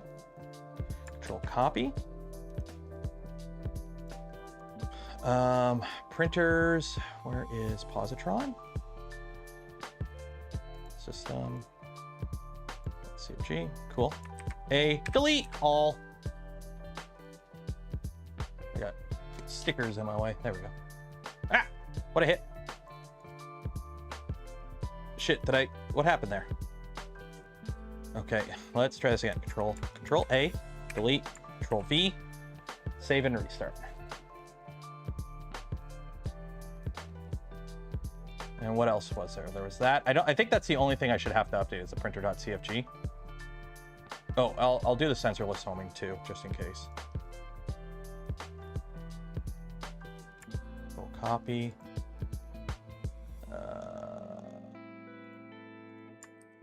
I don't think any of this was changed, but I'll do it anyways. Macros and sensor list. Okay, and the macros. And where is Positron macros?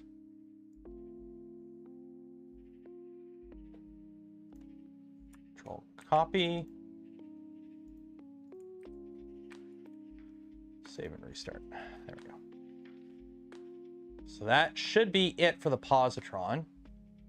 So we should be up and back in action here for the Positron. So there we go. So I don't want to do anything further. Let me just do a home all just to make sure it's still good.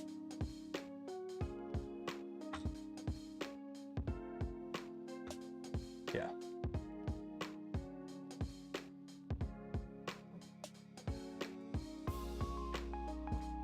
Okay. So we're gonna call it here with this one, because I don't want to go too far on here, because me and Steve are like, we did this together. The cable's twisted. I know I wanted it twisted like this, so it would go straight in instead of it like, because I'm hoping here, let me. So I'm hoping by having it like that, see how it's straight out. I'm hoping it doesn't catch by having it like this orientation. It like shoots straight out. Okay, so now let's put this back in the container. So this is the cool thing with the positron. So what you do is you take your bed out, and the bed just comes out. You put it in its little foam case here. So I don't know if there's anything wrong with this bed, but it is an older bed, so I'll put it over there for now. We take your screen, you unplug that, fold it over, that goes in here. Unplug that cable, unplug this cable, unplug this cable, unplug that.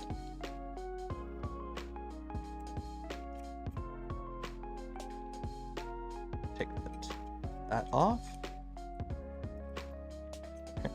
I believe it faces upwards or downwards.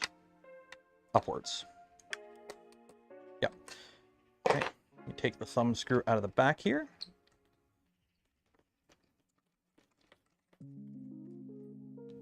Screw the thumb screw into this side. That goes right up against there. This, you line it up so that the carriage is between two little things, and then you unlock it. That folds down into that slot there.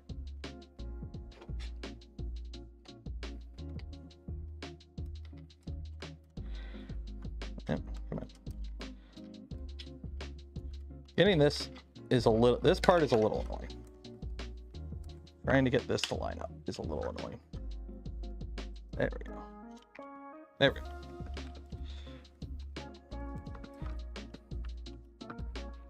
There we go.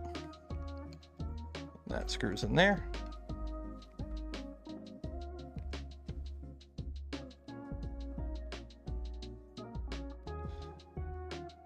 So this is the whole printer right now. And then you take your case. You open it up. Your printer. I don't know which way it's supposed to go.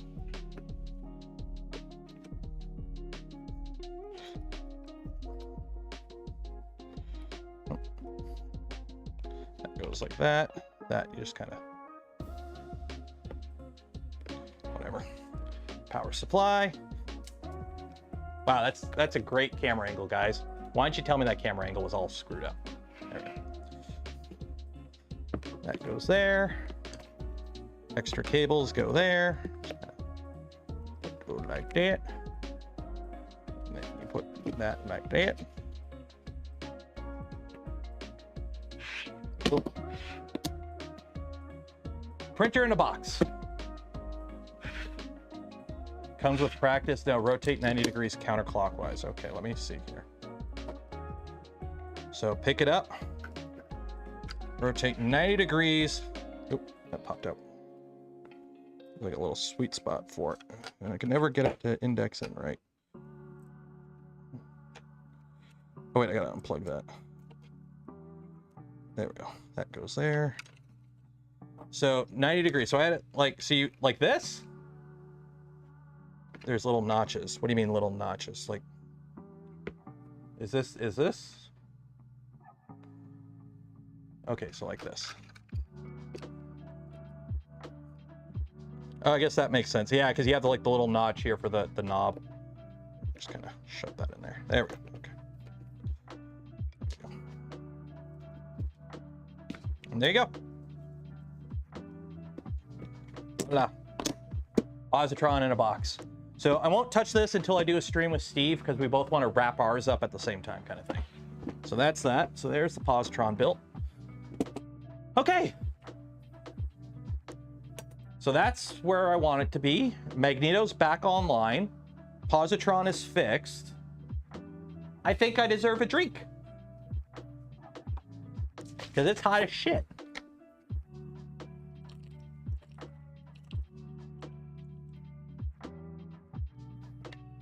Go buy some gamer subs. Go Canuck Creator. Okay.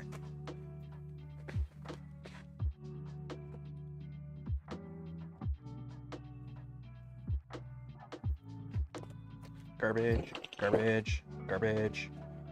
What's in here? Garbage.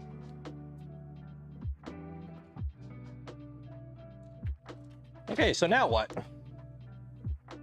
Can you eat out those SPL pretty quick on the Magneto? Yeah, I don't have any filament in it. I gotta load it up. Also, I gotta go through and recalibrate it because I don't know how it's calibrated. So let's do that right now. Giveaways, no. Printers, MagX, okay. So that's home. Shaper _ calibrate.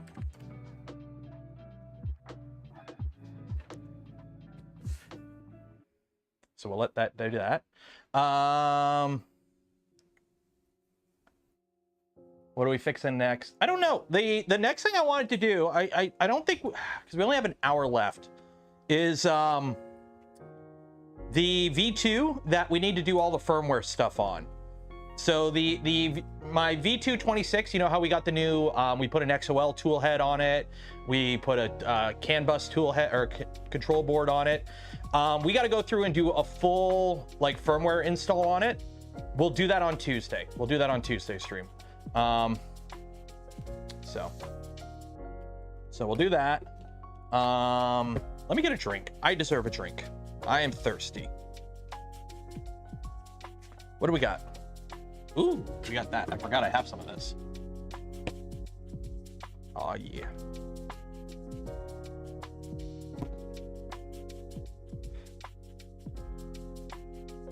Is this glass clean? Clean enough.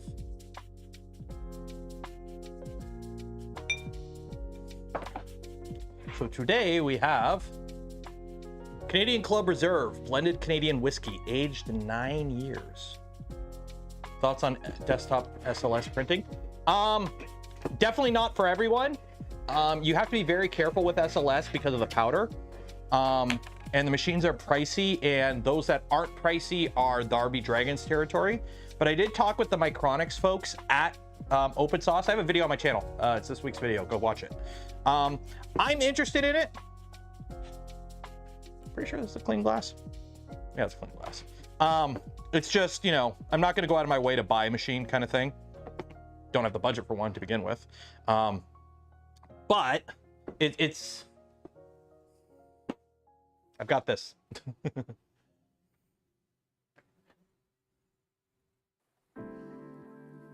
Although I think... Ooh, oh, I'm like, why am I hearing something ramp up? And I'm like, oh, it's doing input shaper.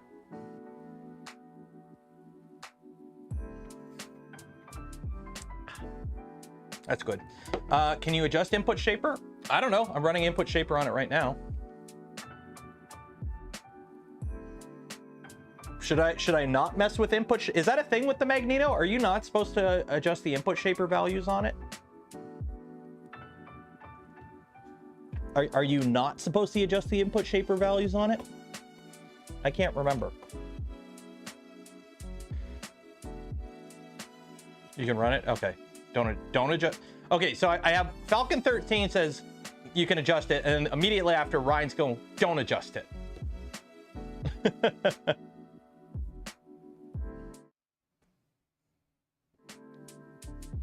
I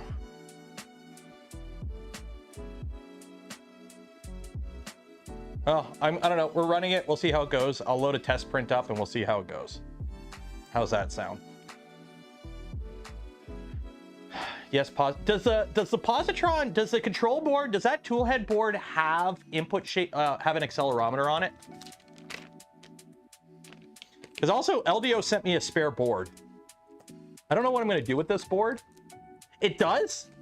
That has an accelerometer on it? That's awesome.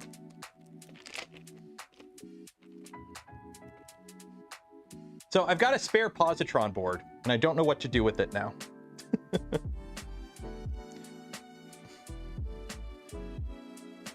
I'll figure something out.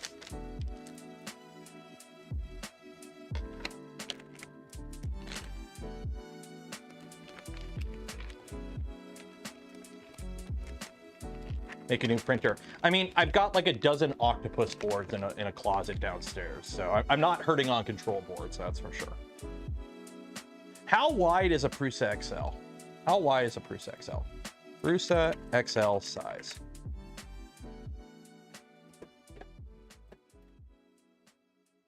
Okay, tech specs for the Prusa XL. Prusa XL, build volume, 360, 360. Printer dimensions, 32 inches wide.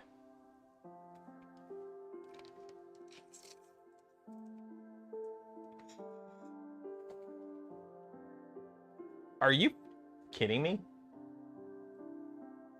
This is 32 inches.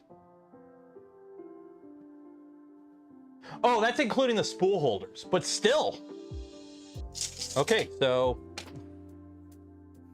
Okay. That's with the spool holders on the sides.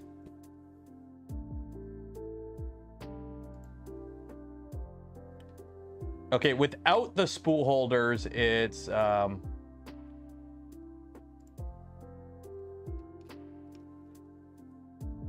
okay, without the printer dimensions, it's 20. Okay, so they're saying 27 inches by 35 by 28. So are they saying 27 inches? So they're saying 27 inches. So that's here. So I could fit a Prusa XL on here if I move that down.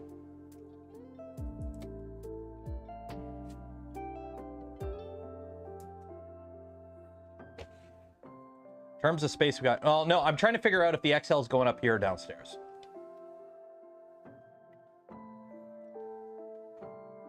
How crappy are the Manta boards? The Manta boards are fine. The Manta board is an octopus with room on it for a CM4, if I remember correctly.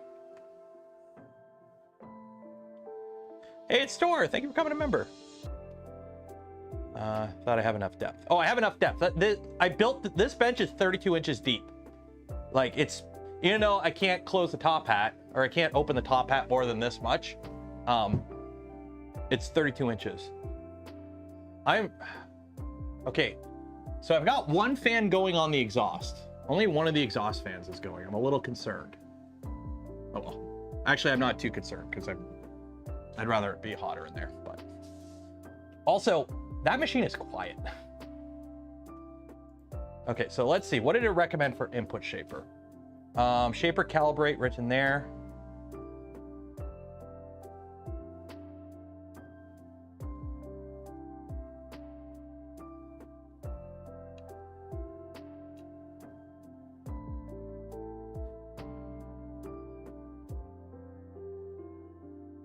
So it's recommending like 3-hump EI and ZV. That doesn't seem right. I'm gonna leave it with default values, I think. I'm gonna leave it with the default input shaper because it's recommending 3-hump EI for Y. That doesn't seem... Oh no, that door is like 3 feet back. Like this is here. The door is back here. Like the door opens. I can't right now because I got a bunch of shit on the floor. Yeah, we're gonna leave the Magneto with the default values, I think. But I do want to do a test print on it just to make sure we're good. So let me heat it up and take the filament out of it.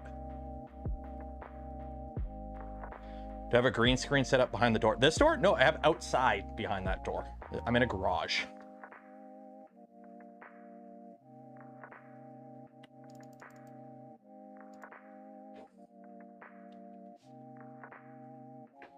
Cancel. I'm not going to redo that.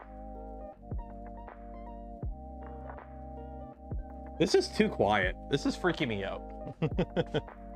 It is too quiet. That's freaking me out.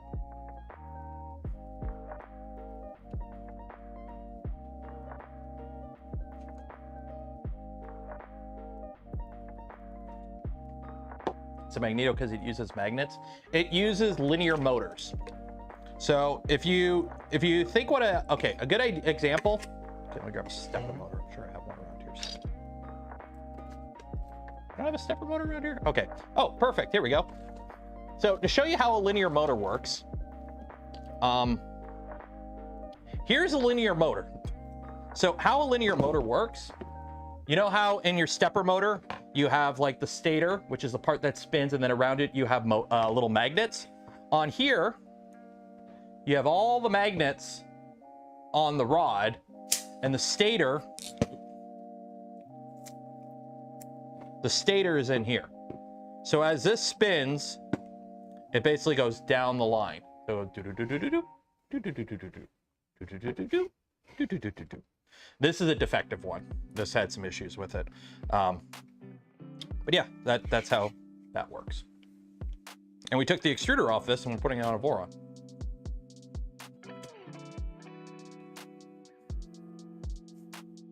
So yeah, usually you see linear motors on larger things. You don't see them in 3D printers because you pretty much have to get a custom motor made for the printer. Quiet contest, Pantheon versus Magneto versus A1 Mini. Well, I can't compare it to the A1 Mini because I don't have one. Also, that's like comparing like a K car to like a quarry excavator. The A1 Mini doesn't sit anywhere near in the same category as a Magneto or a Pantheon. I mean, the Magneto barely sits in the same category as a Pantheon. Like, the A1 Mini is like Fisher Price My First 3D Printer. These are actual like tools. not harping against the A1 Mini. Apparently the A1 series is actually pretty good, but it's not enclosed, so I have no real desire for it. It's adorable. Yeah, until like Bamboo puts out an update that bricks it, because you're at their mercy. No, you cannot use your printer with cloud services. Only our cloud services. See?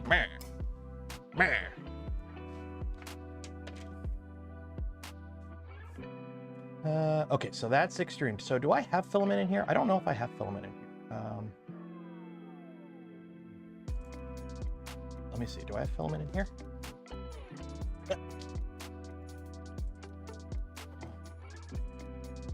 No, I do not. Retract.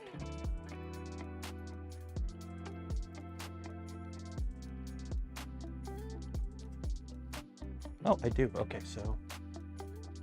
Oh, okay, there is filament.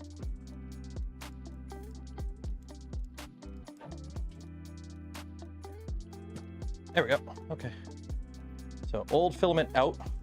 So I need to load some filament in this. Unfortunately, all the filament that I have is like soaked, probably. What filament should I load in this to just do a verification print? Let me just grab a random spool of something that isn't sopping wet.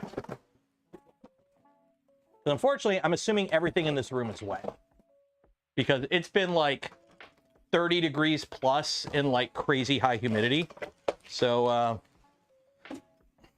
LDO ABS, anyone? It's purple. LDO ABS. Yeah.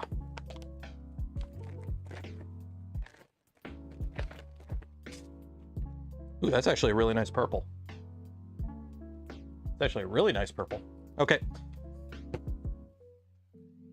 AV, DC, Pantheon, yeah, Pantheon uses servos. Pantheon uses servos.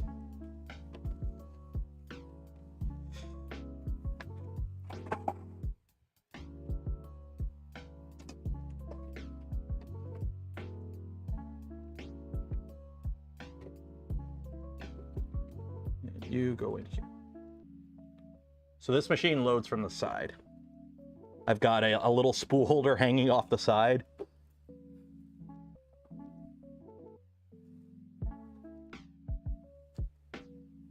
Yep.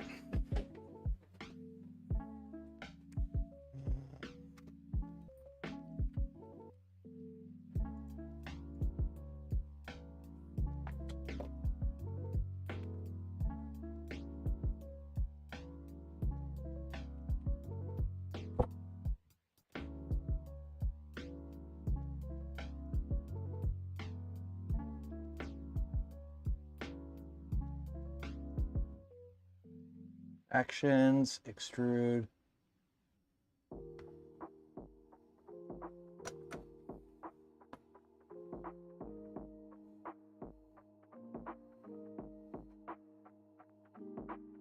Okay, I think we're good now. Oh, okay.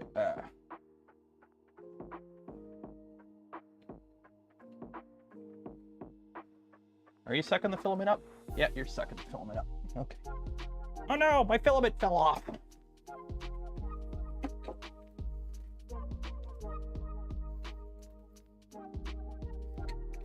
There we go. Oh, this is new spools are always a tricky thing to play with. There we go. Are you pushing out filament yet? Come on. Extrude. You're sucking in the filament.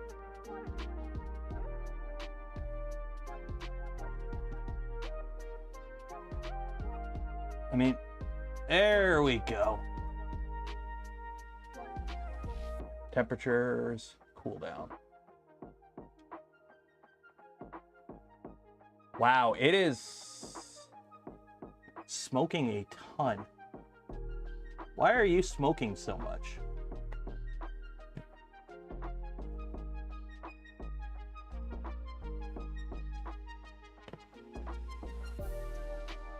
Why are you smoking so much at 240?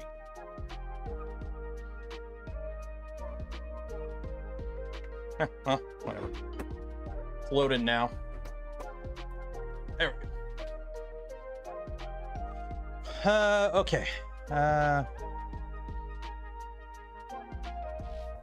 Rear mounted spools and, well, the Pantheon, the spool holder's on the side. This doesn't even have a spool holder. It has a dry box. So let's fire up Orca Slicer. I'm moist. I'm oh god. I'm very moist right now.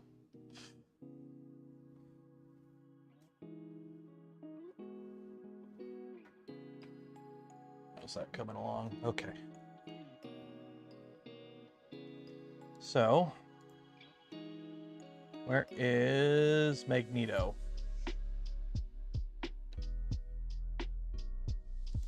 Let's add a new printer. Derek gifted 5 community memberships. Cheers and appreciate it. Do I have air conditioning? I do in the house. Like, my house has air conditioning, but I'm in a garage though. And my garage does not have air conditioning. The walls are insulated, the ceiling not so much. And the problem is it gets so hot during the day that the attic space just turns into an oven, and then in the evening it radiates that heat down into the garage. So it is what it is. Element OP. There we go. P poly Magneto X. Okay. Confirm. There we go. Okay, what are we gonna print? What are we gonna print? I need something to print to just like verify. What's a good verification print? Printables. Let's go to printables.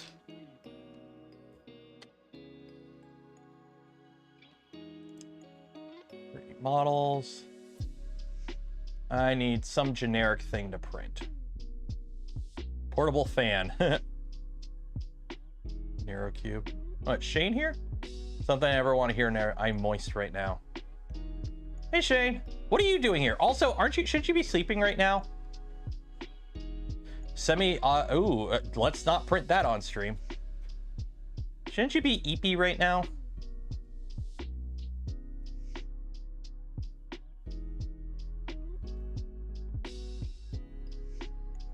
Let's do this. Let's do the cat. This is a cool little print. Okay. Art cat sculpture. We'll do the heart. The cat sculpture. That looks like a nice print. Okay. So we have this. This is okay, ABS ASA. Where is my filaments? Where why do I only have, I want more filaments. All confirm.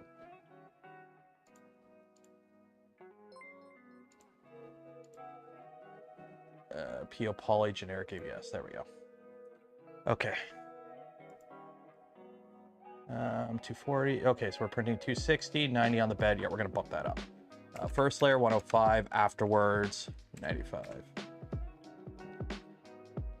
Cooling. I will leave whatever cooling they have as default. Okay. Okay. So we're gonna go with 0.2 standard, I guess. Transfer over, cool. Okay, so 0.2 standard, blah, blah, blah, blah, blah. Let's scale this. Let's do 250. Slice plate.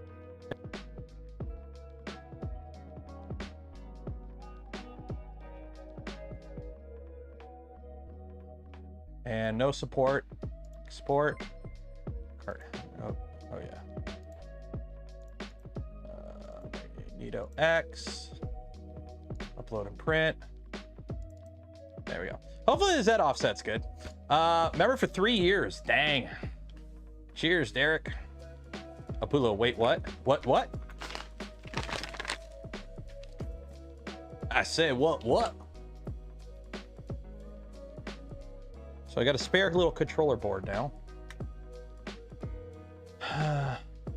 Can't sleep, clowns will eat me. Also, I'm roasting my backside off. It's hot as hell there. Isn't like the Czech Republic always like cool? Like every time I picture it, it's like snowy and the bottom of the heart is low. What do you mean the bottom of the heart is low? Oh, yeah, that's a good point. We're probably gonna need support there.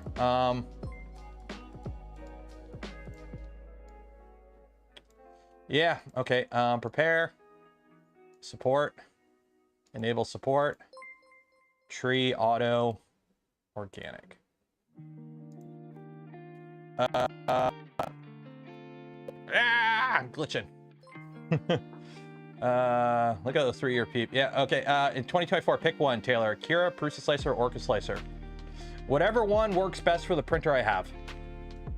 There's no point being stupidly tribalistic over a slicer. You use whatever one works best for you and for the printers you have. There's no point being tribalistic over a slicer. They're all free. But I like Orca. But I mean, like, this has its own slicer. It's based on Prusa Slicer. Guess what I'm going to use? Their slicer on this machine. So.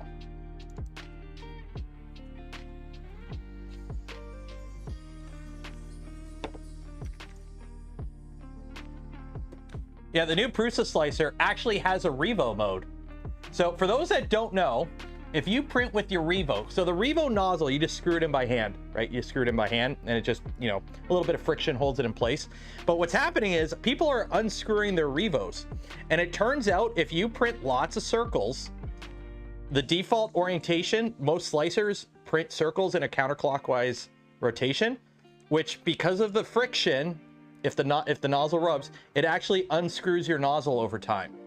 So the newest beta version of Prusa Slicer has a button that you can click that tells it you have a Revo, and it'll do clockwise circles. So you won't loosen your nozzles anymore. That is hilarious, and I love it. They have a Revo mode.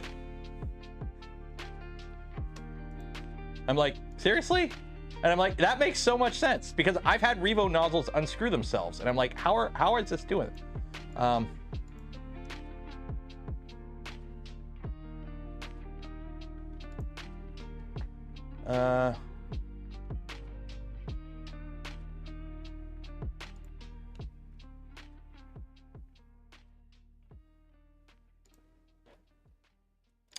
Okay, I guess this is happening. Okay.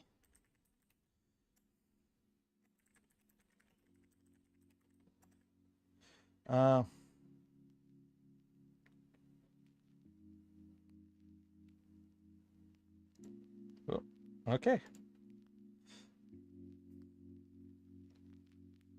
Okay. That might be a cool thing in a bit. I'm trying to find Joe Prusa's, Joe, where are you, Joe? Yeah.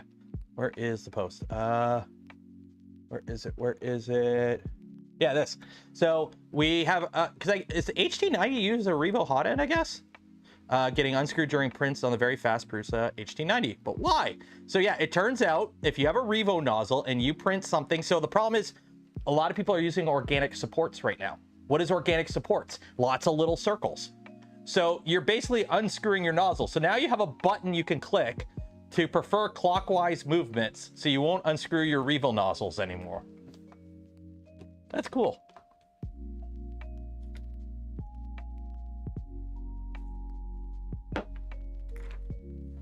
Adding Revo mode to Positron tomorrow. I don't think you have to worry about it with that.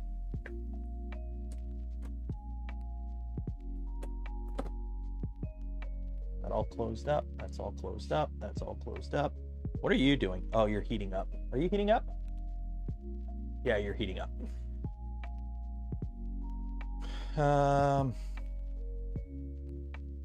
Revo Positron. I mean, where is it? Oh, I don't have it. Is this it? That's 0.8 nozzle. I mean, taking your Revo and trying to make it 90 degrees isn't going to happen. Pantheon uses Revo? No, the Pantheon uses a custom hot end. I can show you because I have it. I think it's this box. Nope, that's not this box. Is it this box? So yeah, so if you want to see the hot end on a Pantheon, here it is. Here's the entire tool head of a Pantheon. They have an extra one. So this is the hot end that they use. It is, it's licensing. I don't think it's made by Mosquito, by Slice, but it licenses their patent. When I saw Pantheon like 2 years ago at Rapid, they had a Slice hot end. But it looks like they went and designed their own based on the Slice hot end, because you can see the heatsink here is integrated. And then the extruder itself is, it's dual Bondtech gears, I believe, but it's all in here. I'd have to open it up, and I really don't want to take this apart. Actually, is it dual gear or one gear? I can't really see. And then it has a filament runout switch up here. Here, I don't want to take this apart too much, but I want to see if it's single gear or dual gear. I think they Loctite everything together too, because this is kind of tight, actually.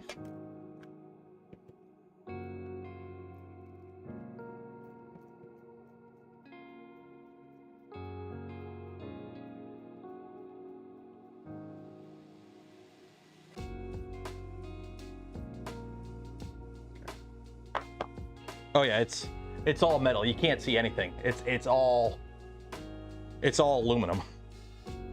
Like it's mounted right to. Yeah. It says dual gear on the site. Okay, I'm tempted to believe that then.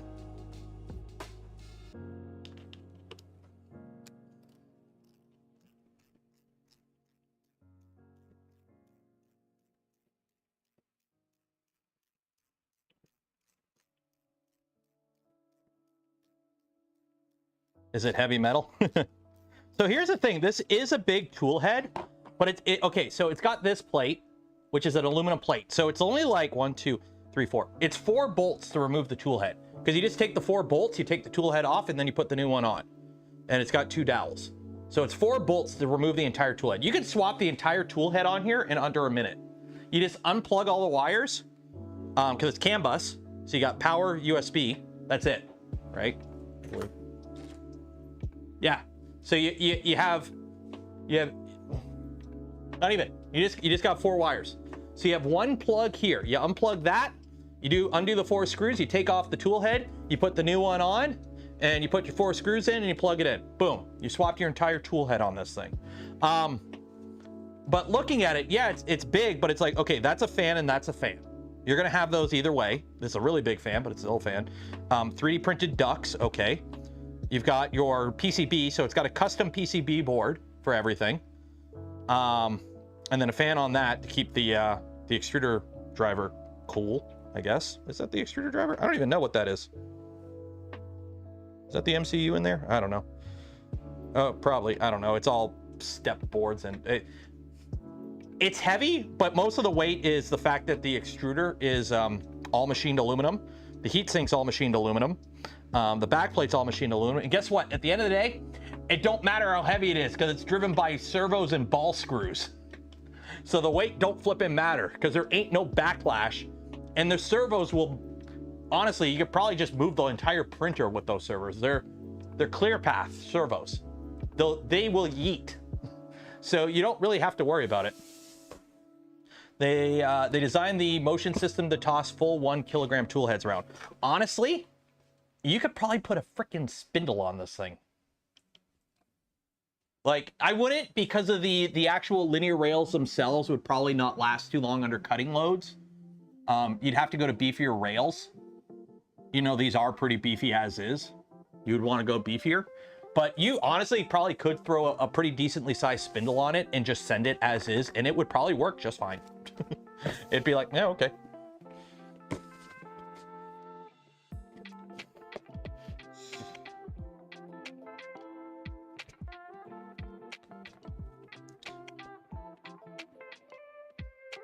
Like, you can tell they thought out a lot of this. Like, this is really thought out. A lot of this is really thought out well. Yeah, it's been actually really good because I've been following Pantheon. Like, I first met them at Rapid in 2022, and I like totally nerded out with them. And then I saw them last year at Rapid again, and then I talked to one of their guys at Open Sauce, and they're like, "Hey, dude, we're gonna send you a printer, and you're gonna fiddle with it and show it off." And I'm like, "Cool." And then the printer showed up, and I'm freaking loving it. No, Magneto uses its own hot end as well. Actually, it started to print.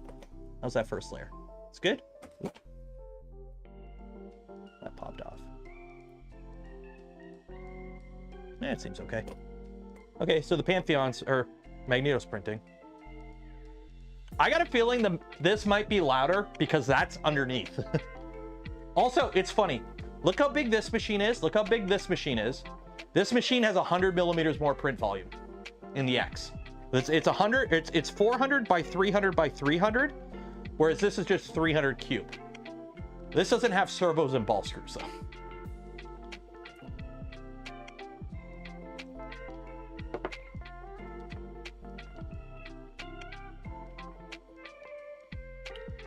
Matt S. Yes, apparently they Prusa figured this out while testing the HT90.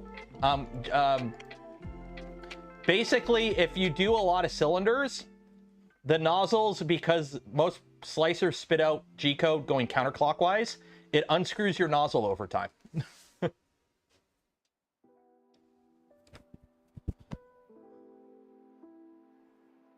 Does it really need a probe? Honestly, the Positron could use a probe because it's printing on a glass bed that you're constantly, you know, you unbuild and rebuild the printer. Manually leveling is kind of It does have like an optical probe though, but I don't know how accurate it is. I haven't actually tried it yet.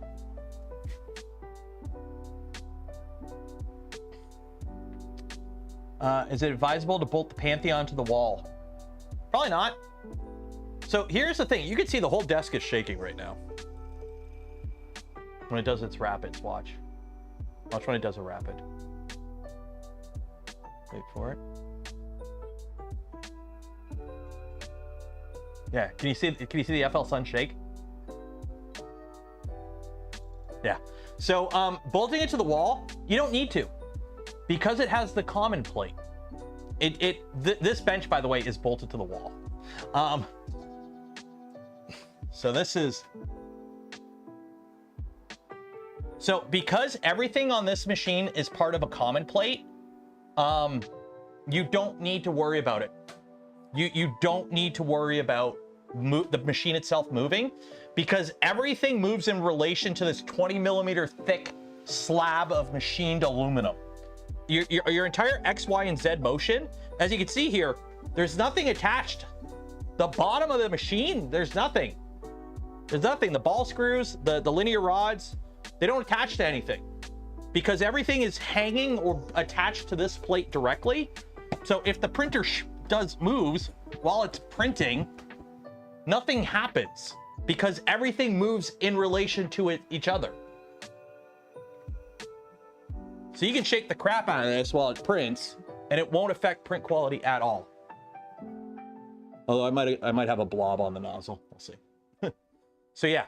So you don't need to mount that to the wall, but you might want to put it on a sturdy bench.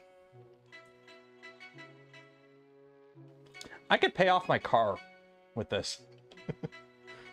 I am so giddy that I have this now. And talking with Joel, he's loving it too, so.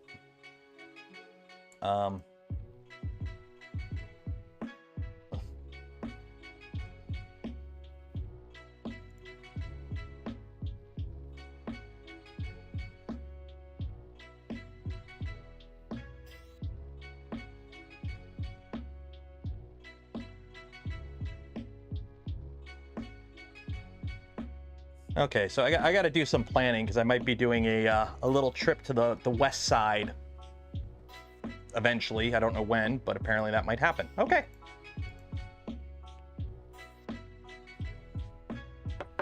Interesting design design detail. Didn't grok it before.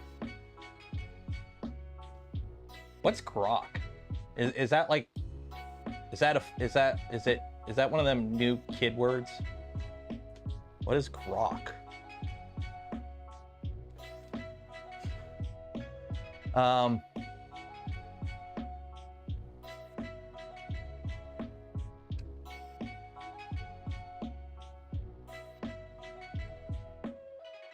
Grok, understand, comprehend. But what I've never heard that word before. Grok, it's AI from Elon Musk. I mean, an expression from an old sci-fi book. Okay. I know Elon Musk has the shitty AI that nobody cares about. It's not, isn't it just chat GPT anyways? Well, the Magneto's chooching away. So is that. How's the Magneto looking? It's looking Magneto-y. Ooh, Positron, or the LDO ABS smells like ABS. What's the printer behind me next to the FL Sun? This one? Pantheon HS3. And actually, they gave me a bunch of stickers. I need to put a sticker on this machine because as funny as it is, there's only like, looking at the printer, there's only one Pantheon logo. It needs more Pantheon logos. Go with this one. I'm assuming this.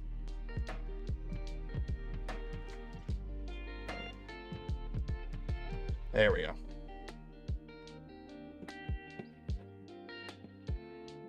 There we go.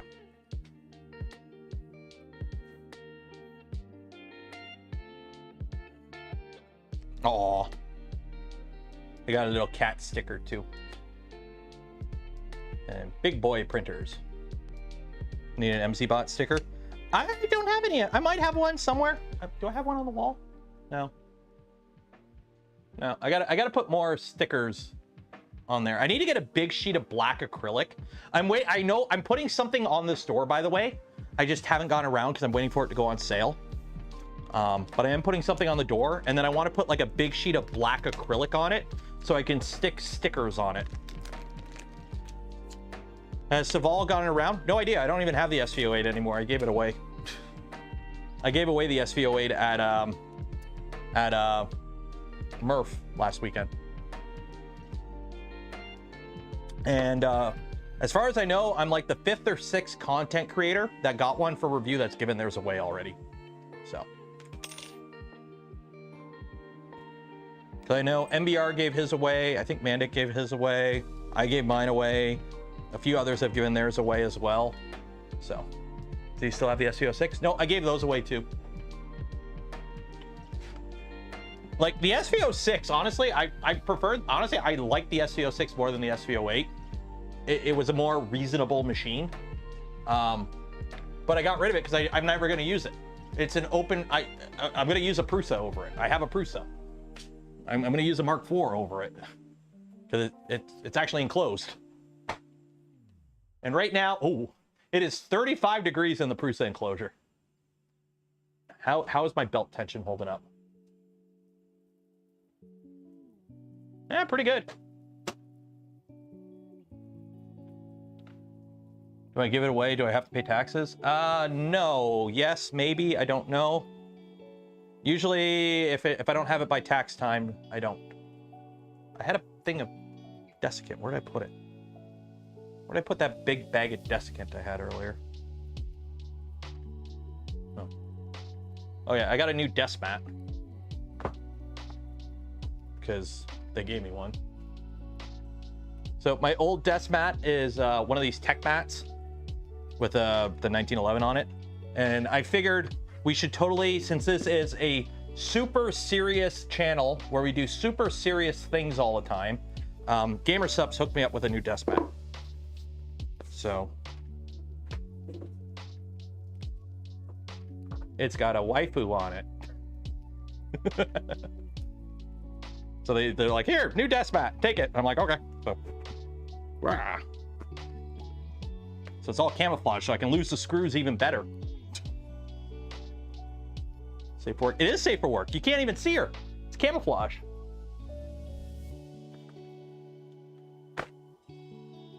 Having seen more SEO content, I think it has weird tensioning setup and likely to fail Z joints. In addition to some units just dropping their nozzles out of nowhere. Yeah, it's, I've got nothing against Soval, but I really like my SVO6 and the SVO6 Plus or Max or whatever the heck it's called.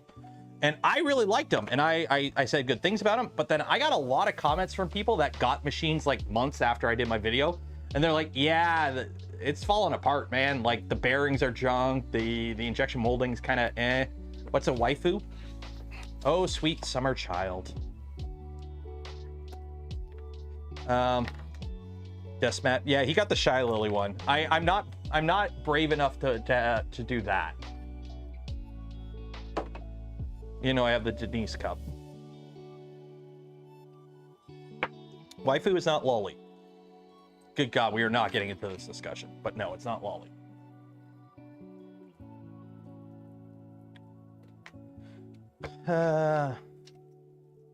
Is there a line for your Pantheon giveaway? I don't think I'll be getting rid of this machine. This machine I probably will keep, let's be honest. I've got a lot of plans for it. I sold my SVO6 and bought an SVO6 Plus after I missed the SVO6 Plus, it giving me a bad time to work properly. Well, Sambo, they're anime, they're not real. Okay, if you remember back in the day when people argued whether it was like Rey or Asuka. Asuka.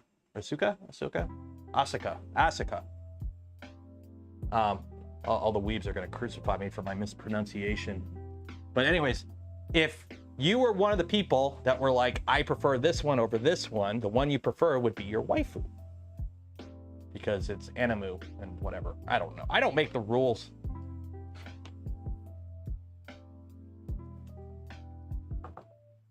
Tension issues with Prusa Mark IV and enclosure. Yes, the there's been people talking about it that get kind of stuff fixed. With the Mark IV, Prusa has PCCF. You might be seeing, like, I would, you know, perfect world, I would love to see, because right now they print everything in PETG except for like the fan duct is ABS. I would love to see certain mechanical parts on the Mark IV and the XL be printed in PCCF instead, just because of tensioning and whatnot. Like stuff like, you know, a belt holder or whatever, who cares? But like motor mounts and whatnot, or something that's under tension, you might, it'd be nice if they switched over to a more robust filament than PETG, especially now that people are enclosing their printers, and the Mark IV is experiencing a lot more stress during printing than the Mark III ever did, simply for the fact because it's actually being pushed harder, whereas the Mark III just kind of existed gingerly and had a pretty good life. So yeah, so just to put it in perspective, you ready? You ready for this? Okay, watch. So filters, noise suppression and compression off, background music off. This is a Pantheon HS3 and a Magneto X printing at normal speeds. And this is how much noise it's putting out.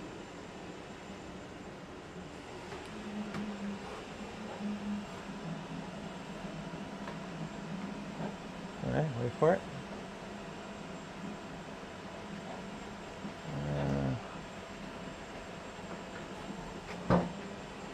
Yeah, that ain't bad. That ain't bad. The Bamboo is louder. I just told it to home. I heard that noise over those two machines. The movement noise of the Bamboo is louder than both of these machines during printing operation. Noise suppression makes me quieter. Well, yeah, it's noise suppression. It flattens everything. I also have a compression on, so I don't peak. Because peaking is bad. So, yeah, usually I run a noise compressor, though, just because that way I don't peak. Because peaking is impeccably bad. And then also it kills all like the background noise of like fans and whatnot. Because right now I actually have a fan blowing directly at me. So, like, I've got my Honeywell, doing everything it can to keep me cool. You understand me, Honeywell, don't you?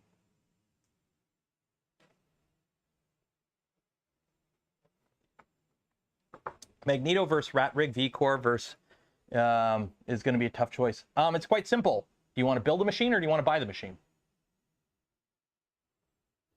Bamboo is louder than the Cobra 2 by Matt. Oh yeah, and also I don't know what it is, but all of a sudden, like my Bamboo, after it finishes a print, it kicks on the part cooling or the exhaust fan, like continuously forever. It won't shut it off. I have to like come over here and tell it to turn off. Why not get a split? Because money. I got to work out the budget for it. Simple as that.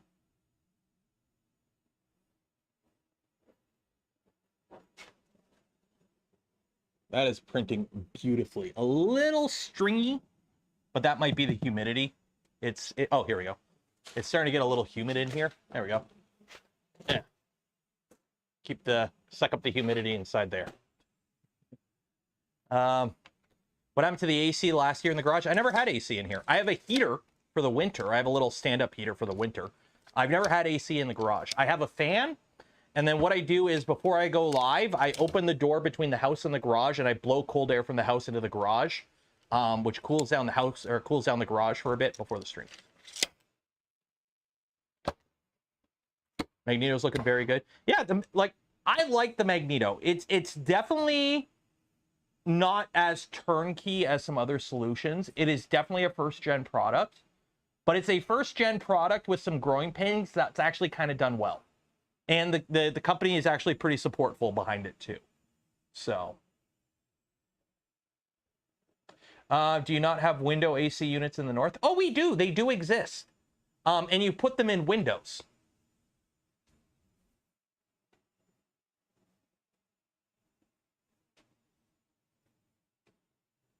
I don't have a window. Simple as that. I don't have a window. Otherwise, I would just put like a little window unit, but I don't have a window. I would like to get a mini split because it'd be more efficient for heating and cooling. The problem is like my heating setup is just a plug-in heater, which basically costs a lot of money to run through the winter. And then a window unit, AC unit also is nowhere near as efficient. So basically getting a heat pump would basically cover my heating and cooling and be more efficient. So I am looking to get one. I just have to kind of find one within the budget that I can install easily. And I got to figure out where to put it too. Because originally I was going to put it up there, but now that I have printers here, I might put it there and I don't know where it's going to go. And I got to figure it all out. I got to figure it all out still. Like I have a plug right there. So I could plug one in right there. It's just, I got to have the outdoor part of it too and all that. Like, you can just buy them on Amazon, right? Amazon mini split.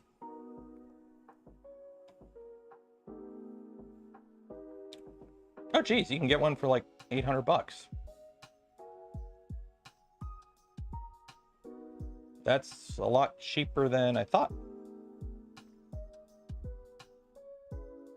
So it's okay. So I'm gonna have to run a 220 line.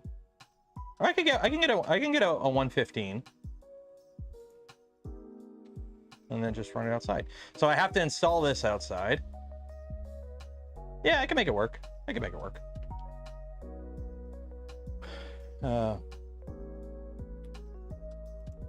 because I have like, hello, I have a plug right up there. So I can put it like right there. And my deck, so on the other side of this is my backyard. So my house is right there. Okay, my house is there. My deck comes out to about here, right where you see that seam. Right about there is my deck. So this area is all open. So I could mount it up top there and have the outside right there. 115 BTU. Well, here's the thing. This is only a 300 square foot garage. And basically, I would have it set to be like not crazy cold out here or not crazy hot. Basically, just keep it not me dying and then just drop it down. Mr. Cool. I know people keep recommending Mr. Cool. I'm going to send them an email and be like, hey, I'm a YouTuber with a garage shop and I'm melting. Do you want to sponsor something? The power for mini splits is usually outside, so you have to run a new line anyways. Okay, I could do that. And then if I'm going to run my own line, I'm going to run 220 because I've already run 221s out here. I have a 220 plug out here already. In fact, the FL Sun is plugged in with 220 right now because it's efficient. But we're not going to print with the FL Sun because the CPAP fan is stupidly loud.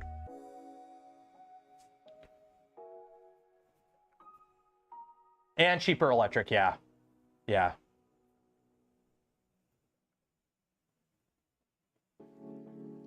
Yeah, so basically I'd have to run a 220 up into the attic and then across and then down. That wouldn't be too hard. I could do that. They aren't great for cold weather heat pumps. It doesn't need to be great. It just needs to keep me from freezing out here. Garage solar panel. No, I can't do solar or anything like that. Planning for a not so mini mill. Oh no, well no, the 220 plug is for the mini mill, the Milo. I have a Milo. It's on the other side of this wall. Just not plugged in right now because I've just been busy. But yeah, like this garage is only, it's only 300 square feet. It's 15 feet by 30 feet. That's it. That's all this garage is. Yeah, my Milo is 220. I got one of the early kits, so mine's 220.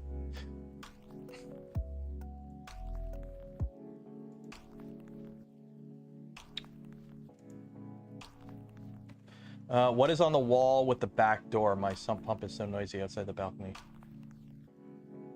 What is on the wall with the door? What do you mean, what is on the wall with the door? Like this? That's my breaker panel.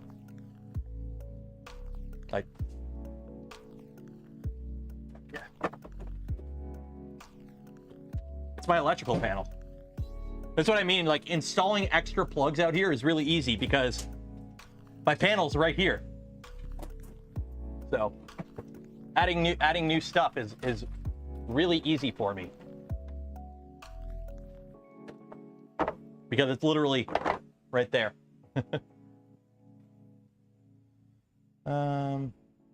So just so you know, if you haven't entered yet for your chance to win some Polymaker filament, link in the video description, enter for your chance because we're gonna be doing the giveaway right at 11. What are the plans for the next? You're not gonna see the next stage of the garage. Because the next stage of the garage is basically, I want to take the, okay, so on the other side of this wall, let's go on a little adventure until this camera stops working. So, hello.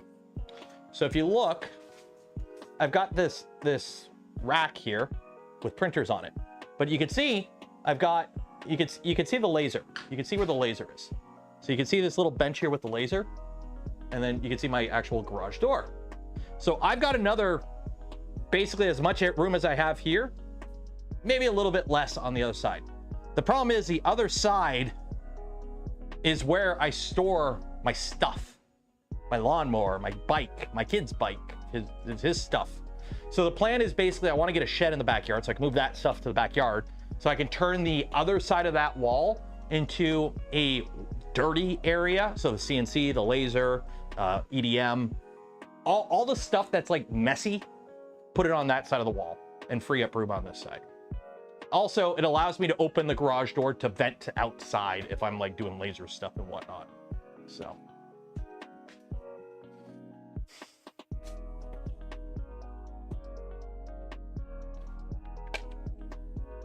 Sheds are great for stuff. I know. The problem with sheds is I can't actually, like, I've had so many people recommend me, hey, just put a shop in the backyard, like get like a 10 by 20 shed in your backyard. The problem is I would have to basically build a house.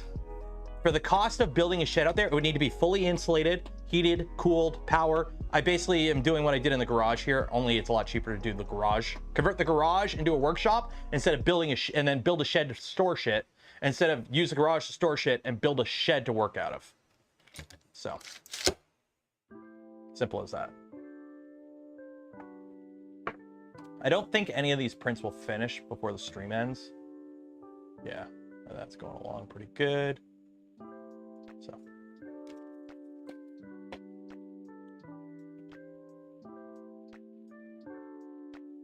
The brands can do -20°C. We rarely get, our winters where I'm at, usually we get like 1 or 2 weeks where it's like cold as shit. Like we're talking like -10 or lower. But our winters where I'm at is usually very mild. Like usually like we'll get like the crazy cold every now and then for like a week or two, usually during the winter. But like usually our winters sit between +5 and -5 Celsius where I'm at. So. What is the fastest printer I have? I don't know. I don't push any of them to a limit. I don't know. Maybe we'll go with the FL Sun. I don't know. I don't print. I don't do speed stuff. I prefer printers that print consistently, reliably, with good results than printers that just go dirt fast and the prints fall apart and look like shit. So, like this Pantheon is going nowhere. This Pantheon, we can do 1.1 meter a second travels, but it doesn't print that fast because printing at that speed is stupid. What's a reasonable speed? It depends on the printer and the plastic and how well it's built. There's a lot of things in 3D printing that if somebody gives you a direct answer, isn't a right answer. It's like, yes, but. Forgot Windsor. Yeah, Mad Mods. We get the humidity down here. We get the humidity. We are at the tail end of Tornado Alley. We get more thunderstorms here down in Windsor than anywhere else in Canada. In fact, we were supposed to have a thunderstorm today, and we need one. There is so much humidity in the air right now, it's ridiculous. I missed a call. Who called me?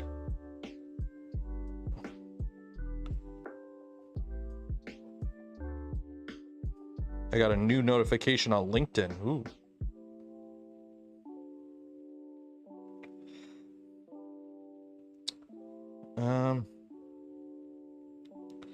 So.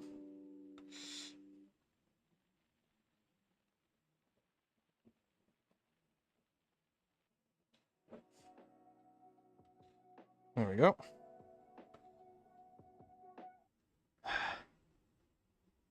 Oh, tight. There we go. I turned off the noise canceling for a second. I'm like, ooh. We have been getting so much. Oh, we got so much rain. I got to finish the little guy's playground, but I haven't been able to because it's been raining every day or just stupid hot. I'm one of those people. I've done work outside. I built my deck, including digging 16 posts by hand using the little thing in like mid 30s Celsius, crazy high humidity weather. I built my deck in that. I've done stupid work in the heat. I'm past the middle of 30s.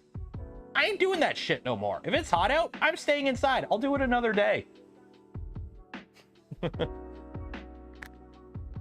Yeah, we've had a tornado watch all day, or a severe thunderstorm watch with the possibility of tornadoes all day. We didn't get anything though, just other than hot.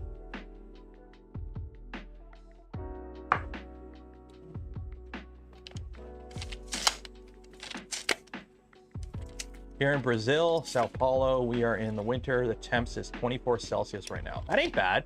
I will say, when I was in San Francisco, it's like mid 60s to low 70s every day here. I can vibe with that pretty good. I don't mind that. I don't mind that. A little windier than I like, but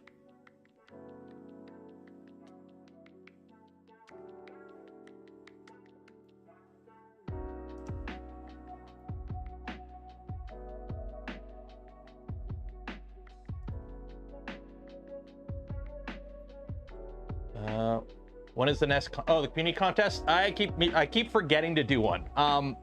July. We'll see. I live on the west side of Portland, Oregon. Thunderstorms are rare. We had one last summer, if I remember. First real thunderstorm. Oh, nice. I've heard Portland Mandix move into Portland, I believe, or at least Oregon. That whole like Seattle, Portland, Washington State area seems pretty nice. So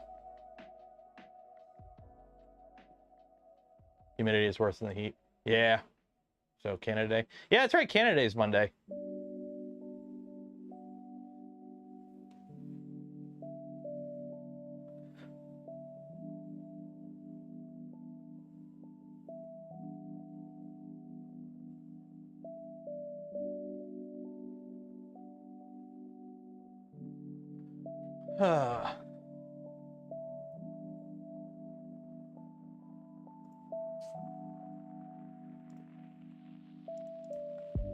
We got all the jets flying over on Canada. Oh yeah. Want to retire to Alaska. Here's my problem. Part of me every person loves the idea of having a cabin in the woods and being secluded and whatnot. Until you go, you know what? I want high-speed internet and I don't want to be far away from anything. It's like, oh, I just want to run down to the store. Well, that's a 4-hour drive. It's nice to be remote, but it is nice to have the amenities that, like, I think we're living in the small town outside of a big city, I think is where it's at. Where it's like you have your big city, right? You got your metropolitan area, and then you have the cities just that are like right connected to it, where it's like you just keep your drive out of the city into another city. You have that. But then you have like a 5-minute gap of farm field, and then you got a town of like 15, 20,000 people. That 15 to 20,000 people town, that's where it's at. Because it's not as crazy as the city. You don't have the stupid congestion from traffic. You don't have like the inner city issues, but the city's right there if you need to get there. Like the mall's right there. The Costco's right there. It's like a 20-minute drive, but you're outside of it. I think that's where it's at. Because that's where I'm at, and I like it. Except for the fact there's like, it's only the burbs. So there's like no shops or locations I can rent. So. I'm on the south shore of Montreal. Everything is close, but it's over. Yeah, Montreal's nice. You're on the island though, which means driving sucks. Children of the corn. I mean, there are farm fields around me, but now it's all subdivisions. I remember when this was all cornfields, and now it's all just subdivisions.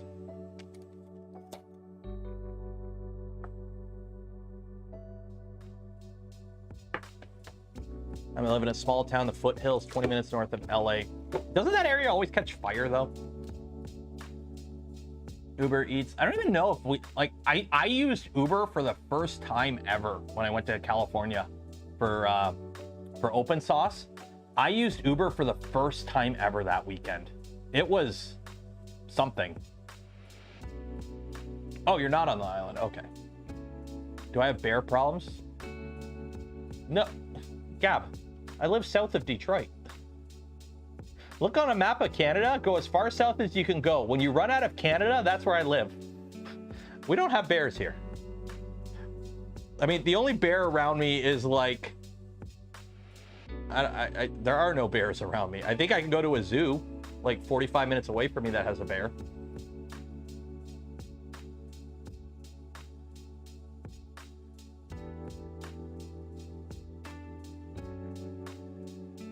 I'm on the island. Yep. Driving through Montreal Island is horrendous. I pay the $40 to take the toll road to go around Montreal. No igloo? No igloo. Again, I live south of Detroit. It is 33 degrees Celsius where I'm at right now. In my garage.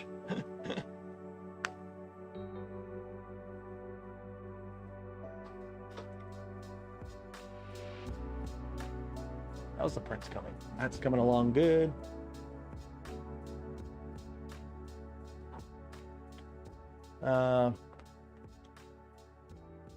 Is it cheaper? Honestly, I can't. I might be getting, oh, you know what? I'm getting the 407 mixed up. The 407 to go around Toronto, that's an expensive toll. But it's like Pay $40 to skip Toronto, or spend 3 hours of your life in bumper-to-bumper traffic. Which would you prefer? No, wrong button. There we go. Ooh.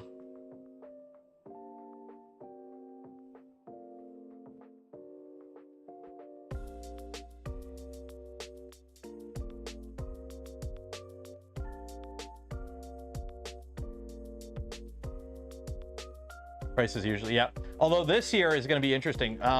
So every year our family does a flip-flop. We have family in Quebec. So one year we go visit them. The next year they come and visit us. So this year is our turn to go visit them in Quebec. So if you're wondering where I'm going to be like the second last week of this month of July, I'm not going to be here. I'm going to be in Quebec. I'm not going to tell you exactly where because you don't need to know that. But anyways, I won't be here. So we have an event to go to in Toronto. So we'll be, you know, taking part of our trip and spending it in Toronto, which sucks because it's in Toronto. So we have to drive into Toronto and then we have to drive out of Toronto like the next day. And it's like, great, now I got to deal with Toronto traffic. Shit. So you're moving out of Toronto into Hamilton. Hamilton's just big Windsor. I've been to Hamilton a few times. It's like big Windsor. I couldn't do the GTA. I couldn't do the GTA. It's getting way too packed there. Like I hate driving in big cities. I can't stand it driving in big cities. I can't do it. So to go to lakes nearby, I got a lake 5 minutes from my house. I live in Southern Ontario. We're surrounded by the Great Lakes. How many printers each year does Pantheon sell to survive? That's not a question I can answer. Ask them.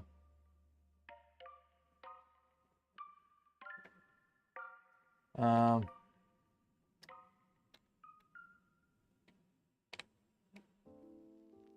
my coworkers at GTA, and sounds like it sucks. It does. It does. Toronto sucks. Toronto is horrible. Toronto, Brampton, that whole corridor, Mississauga, is just too packed with people, in my opinion. Yeah, learn French. Mon français n'est pas très bien. Je peux parler juste un petit peu, mais je peux perdre beaucoup de mon français due to you don't use it, you'll lose it. And I don't speak French too much, so. Yeah, like I could do Ottawa. I spent a summer in Ottawa. It was great. I loved it. Ottawa's a great city. I've been to Calgary. I've been to Edmonton. I've been to Quebec City. I've driven into old Quebec City. I would rather drive into old Quebec City than drive through Toronto. Halifax, those cities I can do. Toronto, I cannot do Toronto.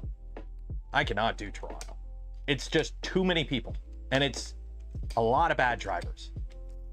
It's pronounced Toronto. No, it's Toronto. Because it pisses off the Torontonians. Every Canadian learns French. You have to until like grade 9, I believe, but it's like part-time. And put it this way, out of the 10 provinces in Canada, only one of them is actually a French province. Now, there is another province that has a bunch of French communities, and Ontario has a bunch of French communities. And if you work for the government, odds are you speak a little bit of French. But outside of Quebec, unless you're in like one of the small isolated French communities, nobody speaks French.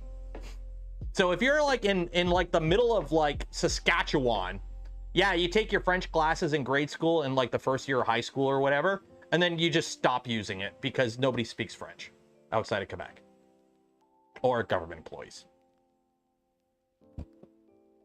Yeah, New Brunswick is the only official bilingual because Quebec complains all day that everything has to be in English and French, and then you go into Quebec and it's like fuck you, French only. And that's kind of the response you get too.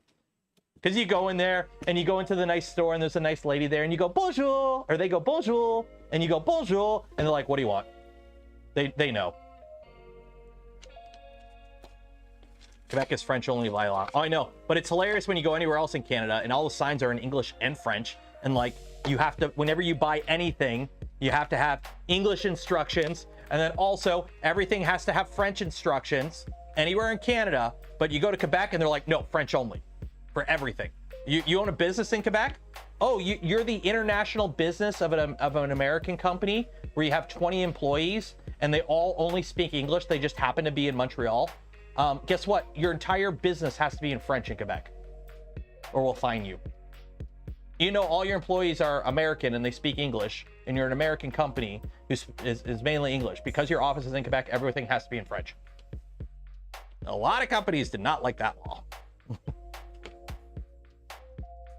Although Ubisoft does really good in Quebec. They have a lot of protectionist laws, which I don't blame them. I mean, they're one of the few provinces that are actually kind of working to kind of defend their culture and heritage. But like, yeah. Here in Brazil, in the far south, we have some communities that speak German. Oh, you have some Germans that are hiding out in Brazil. I wonder, did they come over soon after the 1940s, the late 1940s? Did something happen? Well, all the Germans, they went to Brazil.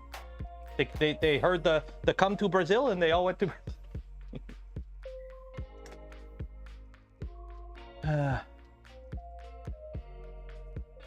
yeah, the French wonder why they proceed. You know what though? I'm starting to kind of get with their idea, because they're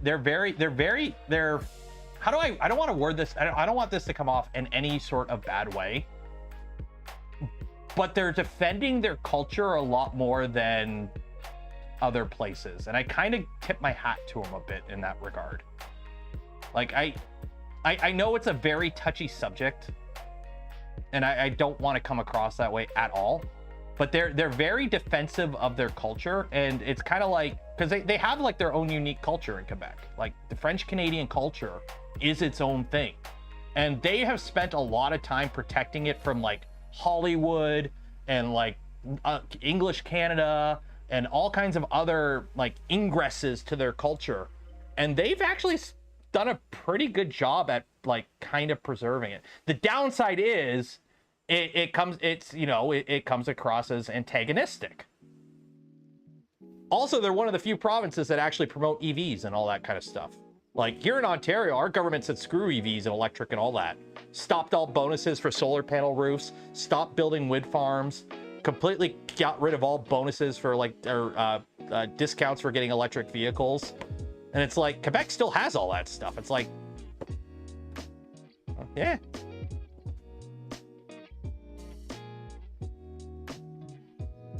But they were really French. Here's the thing, they're not French, they're Quebecois. Like, Quebec French is not French France, which is hilarious, because in school they teach you French, not Quebecois. Quebecois is kind of its own thing.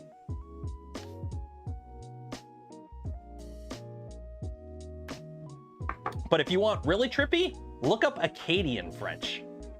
You want to completely break your brain listening to a language. Look up Acadian French.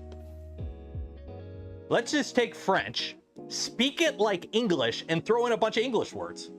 It's like Cajun. Yeah, it's like Cajun French. It's just weird. That's coming along pretty good. Oh, do we have a little bit of a layer separation there, or is that that might be a detail? I don't know. How's this coming along? Hot. Having two printers running in a room where it's an oven. Yeah. Oh shoot, we got to do the giveaway. We got to do the giveaway.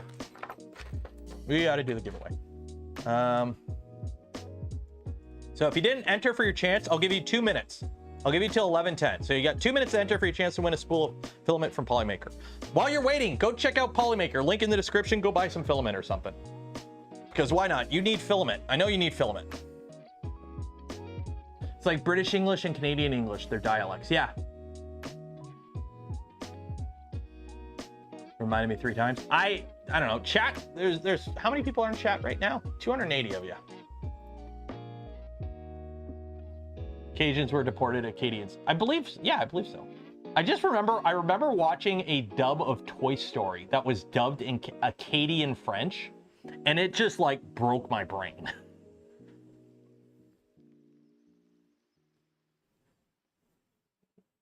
The German here in Brazil is like old German had traveled south.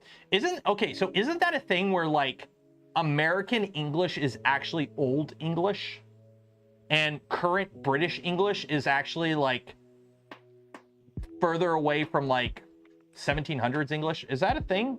I remember watching a video on that. Like it was like a vowel shift video.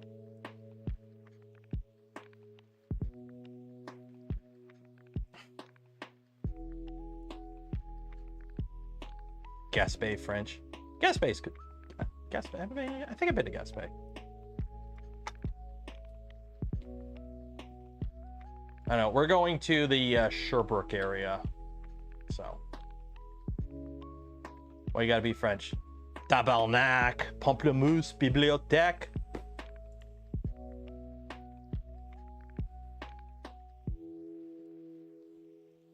American English is more recent, but mix of other languages. English is just a mess. English is just a mess. Like, the fact that, like, so much of English is just, like, you have to understand the meaning behind it. Like, it's so fetch. It's so fetch. Like, English is just blah. Because it's like, if you don't keep up to date on it, you lose, like, there's just so much random shit thrown into English. Like, and also the fact that, like, nobody actually pronounces it right. Like, hey, you want to go, Ma? Like, we just bleh everything together and you just kind of get through it. Not even the there stuff. It's like, when I worked in the tool shop, right? When I worked in the tool shop, my boss, my team leader, he was Hong Kong Chinese. Feng, great guy. But he was Hong Kong Chinese. Like, he's been here for 20 years. But he's like in his late 50s and he's Hong Kong Chinese. And even after being here for 20 years, I had to explain like wordings and phrases to him constantly. Cause it's like, oh, those guys over there, they're just milking it. Milking it, what milking it? Like cow? I'm like, no, like milking it. Like, you know how you just sit at the cow and you're just like, and you're milking it. Like you're wasting time. You're fiddling about. Fiddling? Like, fiddle? Like, no, okay, like English is horrible to learn because like we just make up stuff. Like, it's hotter than shit in here right now. Well, yeah, poop is hot. Well, no, like English is just messed. It's like talking. Why do you think I get along with Jason so well? I basically worked with somebody like Jason for like a decade.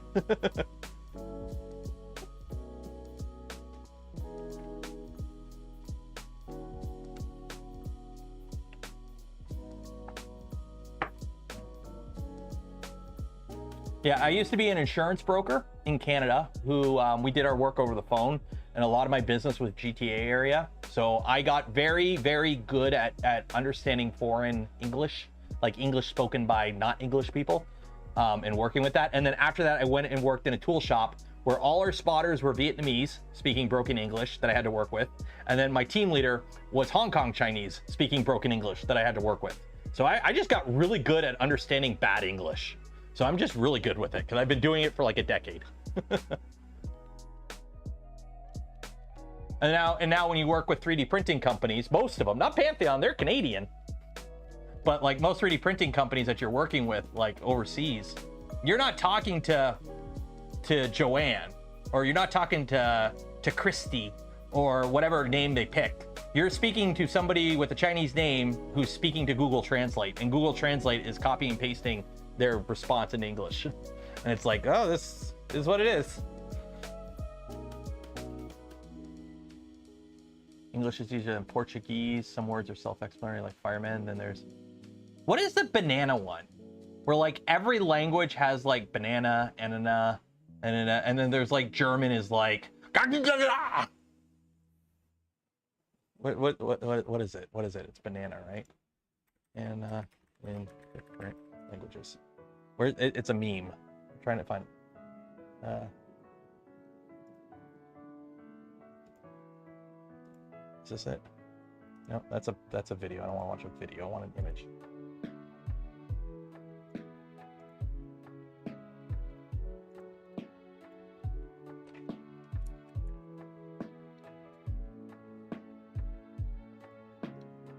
Yeah, like pineapple in every language.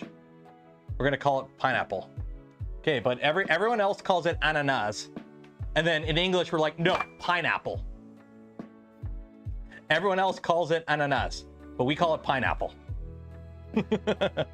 Yeah, let's do the draw. Let's do the giveaway. Okay, let's do the giveaway because it is getting hot in here. Because once I do the giveaway, I can end the stream at any point because it's getting hot. Your name in chat. So copy all that. Copy paste. Names.csv. Notepad.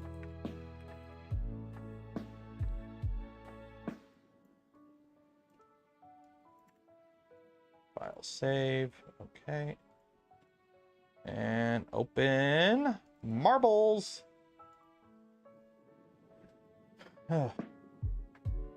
Are Brazil nuts just called nuts in Brazil?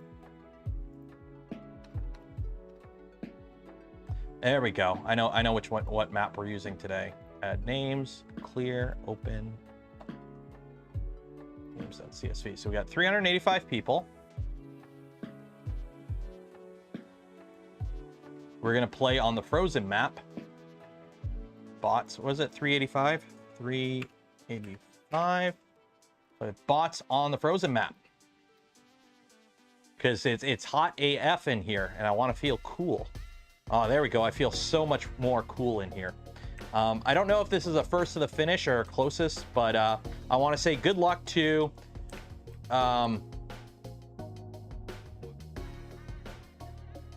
Matt. Good luck, Matt. And you too, Komen. And you too. Good luck to Nathan. Good luck, Nathan. Off you go. Okay, whoever wins gets a spool of filament from Polymaker.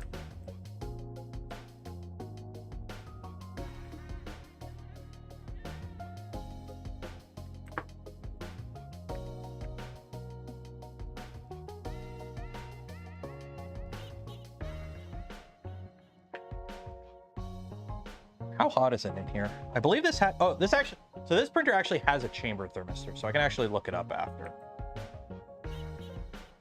Who's in the lead? Ryan T.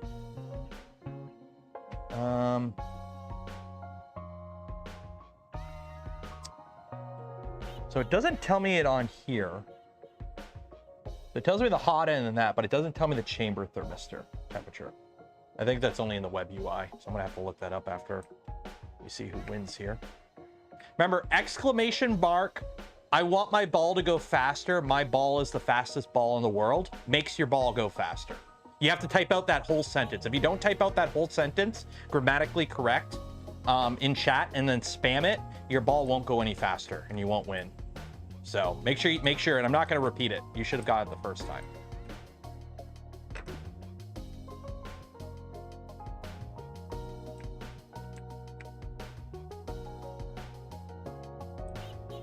Exclamation mark, I have big ball.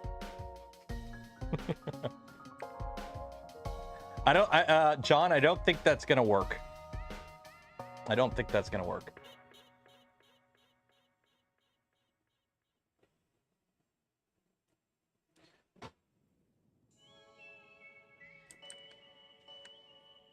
Exclamation mark, too fast, too furious. What you have to do is you have to do exclamation mark shift up, and you got to do that about 20 times, right? Because, you know, in a quarter-mile drag race, it takes 45 seconds, and you shift 18 times, right?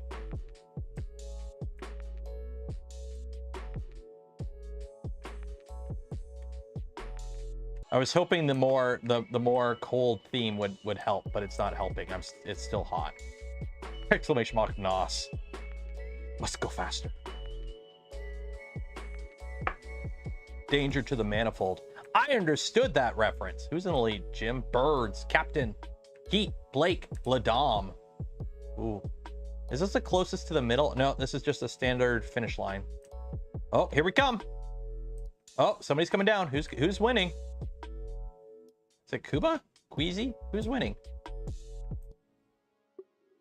Kuba's winning. Oh, Kuba's winning. Oh, Kuba. Oh, Kuba and Moon's in. Oh, we got ourselves a race. We got ourselves a race here. Who's going to take it? Who's going to take it? Josh! Josh was the snipe! Josh won! Josh Edlin. Josh Edlin. Congratulations, Josh Edlin. You have won yourself a spool of filament from Polymaker. So everyone golf claps in chat for Josh Edlin. Main menu, quit, Josh Edlin. Close that. Okay. Josh Edlin. Are you one of one? One of one, I like to see it. So congratulations, Josh. I will send you your email right now because why not? 1 second here. Need to know where you finished? Not first.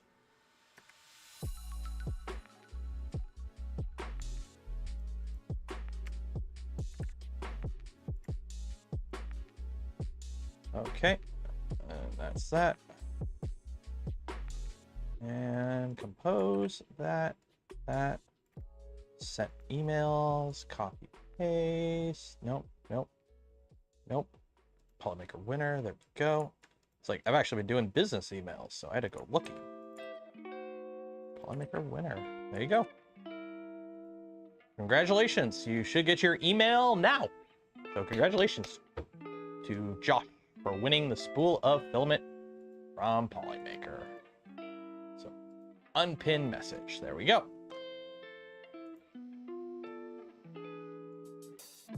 Do I want to do a Geeks Outfit business collaboration? I always love when people use like promotional pictures of like, look at all the people we've collabed with. And I look and I'm like, I don't know any of those people. Who are you? Okay, so right now inside, with an ADC bed and a 280C hot end, we got 40, what is it, 41 in the chamber? Or is it 44 in the chamber? Either way, that's hot enough for PETG. Willing to sell your Pantheon? No. It would be, I'll be honest, it would probably be kind of scummy to sell this thing. Like, they sent it to me to like test and evaluate and review and like show it off. Immediately going and selling it would not probably go over well.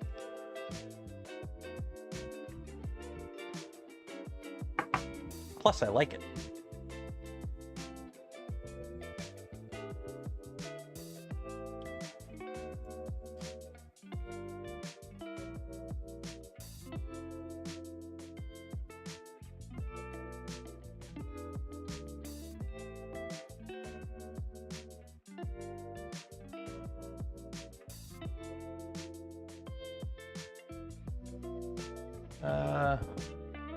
You want to take 7K for it?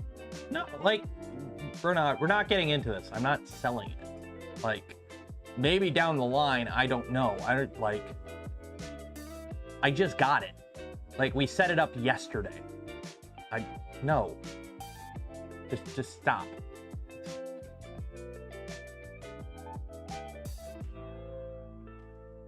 That's coming along good. How's this coming along? The problem is it's tinted, so I have to open the door to look at it. Also, all the enclosure panels on the Magneto have spalled. You can kind of see it in the light. I don't know if you can see it in the light. You can see the spalling in it, but all the panels on the Magneto have spalled, have spall fractures in them. So, I have Red Lobster gift card. I think we have a Red Lobster in town, but I don't know if it's still open. I don't know. I haven't actually looked. I don't think I've ever actually been to Red Lobster. I think I went once. And like, I think I took a girl on a date in high school to Red Lobster. And that was like the only time I've ever been to Red Lobster. Also, I completely forgot. I gave away my SV08. I still have the gantry here. Remember how they sent me a gantry for some reason? You know, I didn't need a new gantry. I needed a pin, but they sent me a whole gantry without even talking to me. Yeah. Okay. Well, I have it.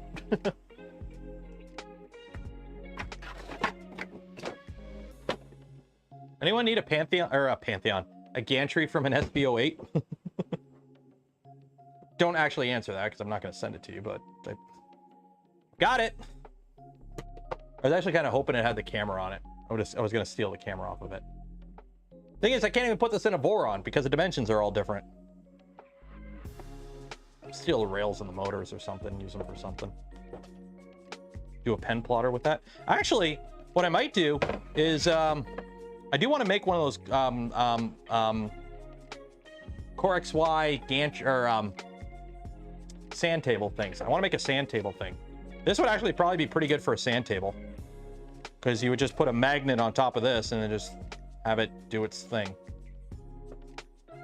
I'll make something out of it.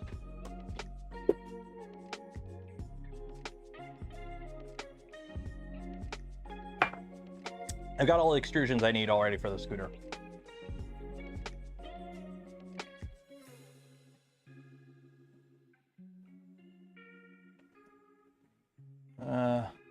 Fine. Hope it won't be collecting dust. Bernard, are you being serious? Like, no joke, no capping. Are you actually being serious with this line of talk you're going with right now? I hope you're being like trying to be funny, because if you're not, it's coming off honestly very not. If you want one of these, go buy one. Nothing is more annoying to a content creator, and I've spoken with many others, and this is a common thread in this job. Nothing is more annoying to a content creator than people asking for free shit. Like, seriously, it is like, it's like somebody who works at a grocery store or any service industry job, that when you're like, your item doesn't scan, and you get the old guy who makes the joke like, hey, oh, if it doesn't scan, I guess it's free. Or when they hand you the money, like, careful, the ink's still wet. And you know, that joke was funny. It was never funny, but it may have been funny the first time you heard it and not the 15,000th time you've heard it. So like, asking a content creator for cheap stuff or free stuff is the equivalent of that. So yeah.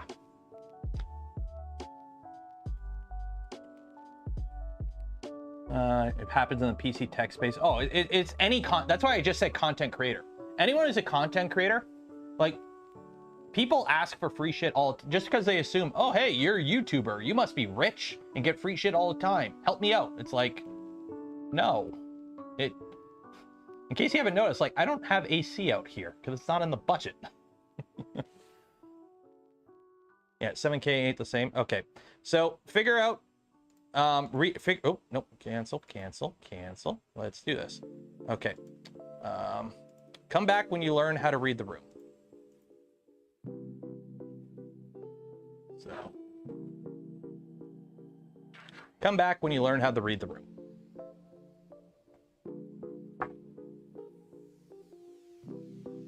Can I get a free sticker? If you run into me in an event, I'll give you a free sticker.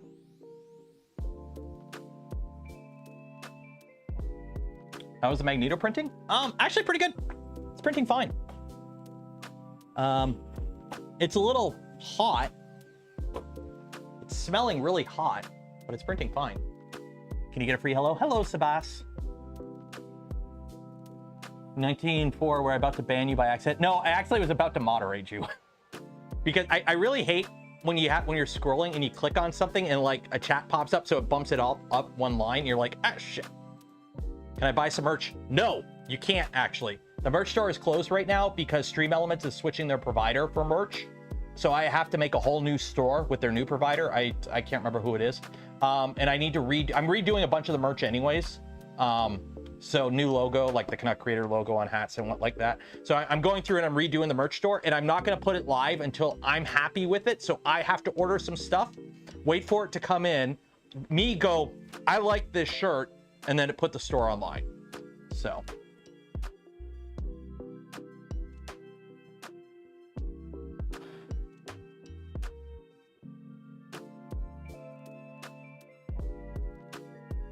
I am tempted to go to Earth. I'm pretty sure I'm going to Earth this year. So. You can buy some Polymaker printer chow. Link in the description. No discount, but you can buy some Polymaker printer chow and help out the channel. You can buy some gamer subs though and get 10% off with code Canuck Creator.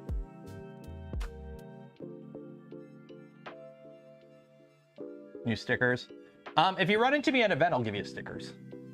Supplier chain. It sucks because I liked their merch store before, and I think they use Fourth Wall now, which I think is a pretty big name. The problem is the store didn't migrate, so I have to make like all new stuff. like all new merch. Like I have all the logos and everything. It's just I have to sit down, create new item, create shirt, import the graphic, figure out where it goes, pick the colors, and do all that. I have to do all that again. So, oh yeah, the only Benchies hat will stick around, but I'll actually have a Canuck creator hat too now. And I actually will probably stop wearing this as much on streams. I'll probably be wearing the Canuck creator stuff, at least in videos. Tried HuedForge? I have not tried HuedForge yet. I have it. I haven't played with it. I have it. I just haven't gotten around to it. Because here's the thing. I really don't do a lot of multicolor stuff. I dabble with it occasionally. Like, I'll occasionally print a multicolor print. But like, the whole printing a colored picture with HuedForge, it's cool. But it's not something I regularly do. So, is it print on? Yeah, it's print on demand. I do not have a audience size large enough, nor do I have the ability to ship stuff in a reasonable manner to have an actual physical merch store. So yes, it's print on demand merch store, which is common for like content creators my size.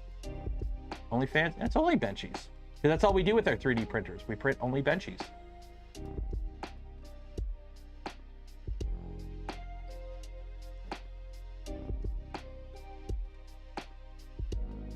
I have an Ender 3 V3 SE. So is it the Ender 3 V3 SE or the S3 Neo or the S3 V3? Run into heater too hot or not hot enough errors at the time. I have to constantly shove a space heater added overnight. Thoughts? Yeah, either your heater is borked, your thermistor is borked, or your control board is borked. Don't be running that printer. Something is broken on it. Try replacing your heater and thermistor. Is it the bed heater or the hot end? If it's the hot end, swap out the hot end heater and the thermistor. And you got heat soak. I don't really heat soak anymore on my Borons. And I never used a macro. I would just tell it to heat up and then wait 10 minutes and hit print. If it's the hot end, yeah, try a different thermistor or heater. Like, is it hooked up to something where you're getting a temperature graph out of it? Or are you just running like Marlin on the screen? Because usually that means like you might have a broken wire, or the heater itself isn't heating up fast enough, or the thermistor wire is reading incorrectly. You have something wrong with your machine. You need to fix it. Don't be banding it by putting a heater on it, because that just means fire. What am I printing? I'm printing me on this, and I'm printing some cats on that. I think your problem is you have an Ender. John said it, not me. Yeah, fully stock. Yeah, something probably broke. I think we're gonna call it here. It is 11:30. I am moist. I'm not critically moist, but I am moist and it is critical. Hey everybody. So yeah, I think we're gonna call it there, because it's getting really muggy in here. 2 printers printing isn't helping. I'll post pictures of the prints when they're done. But yeah, so today was actually a very productive day. We got the Pantheon in its forever home position, because Lord knows I ain't moving that thing. It's too flippin' heavy. We got the Positron fixed and actually functional. So that's good. We got the new control board in that. We fixed the Magneto. So that's good to go. And we did our giveaway.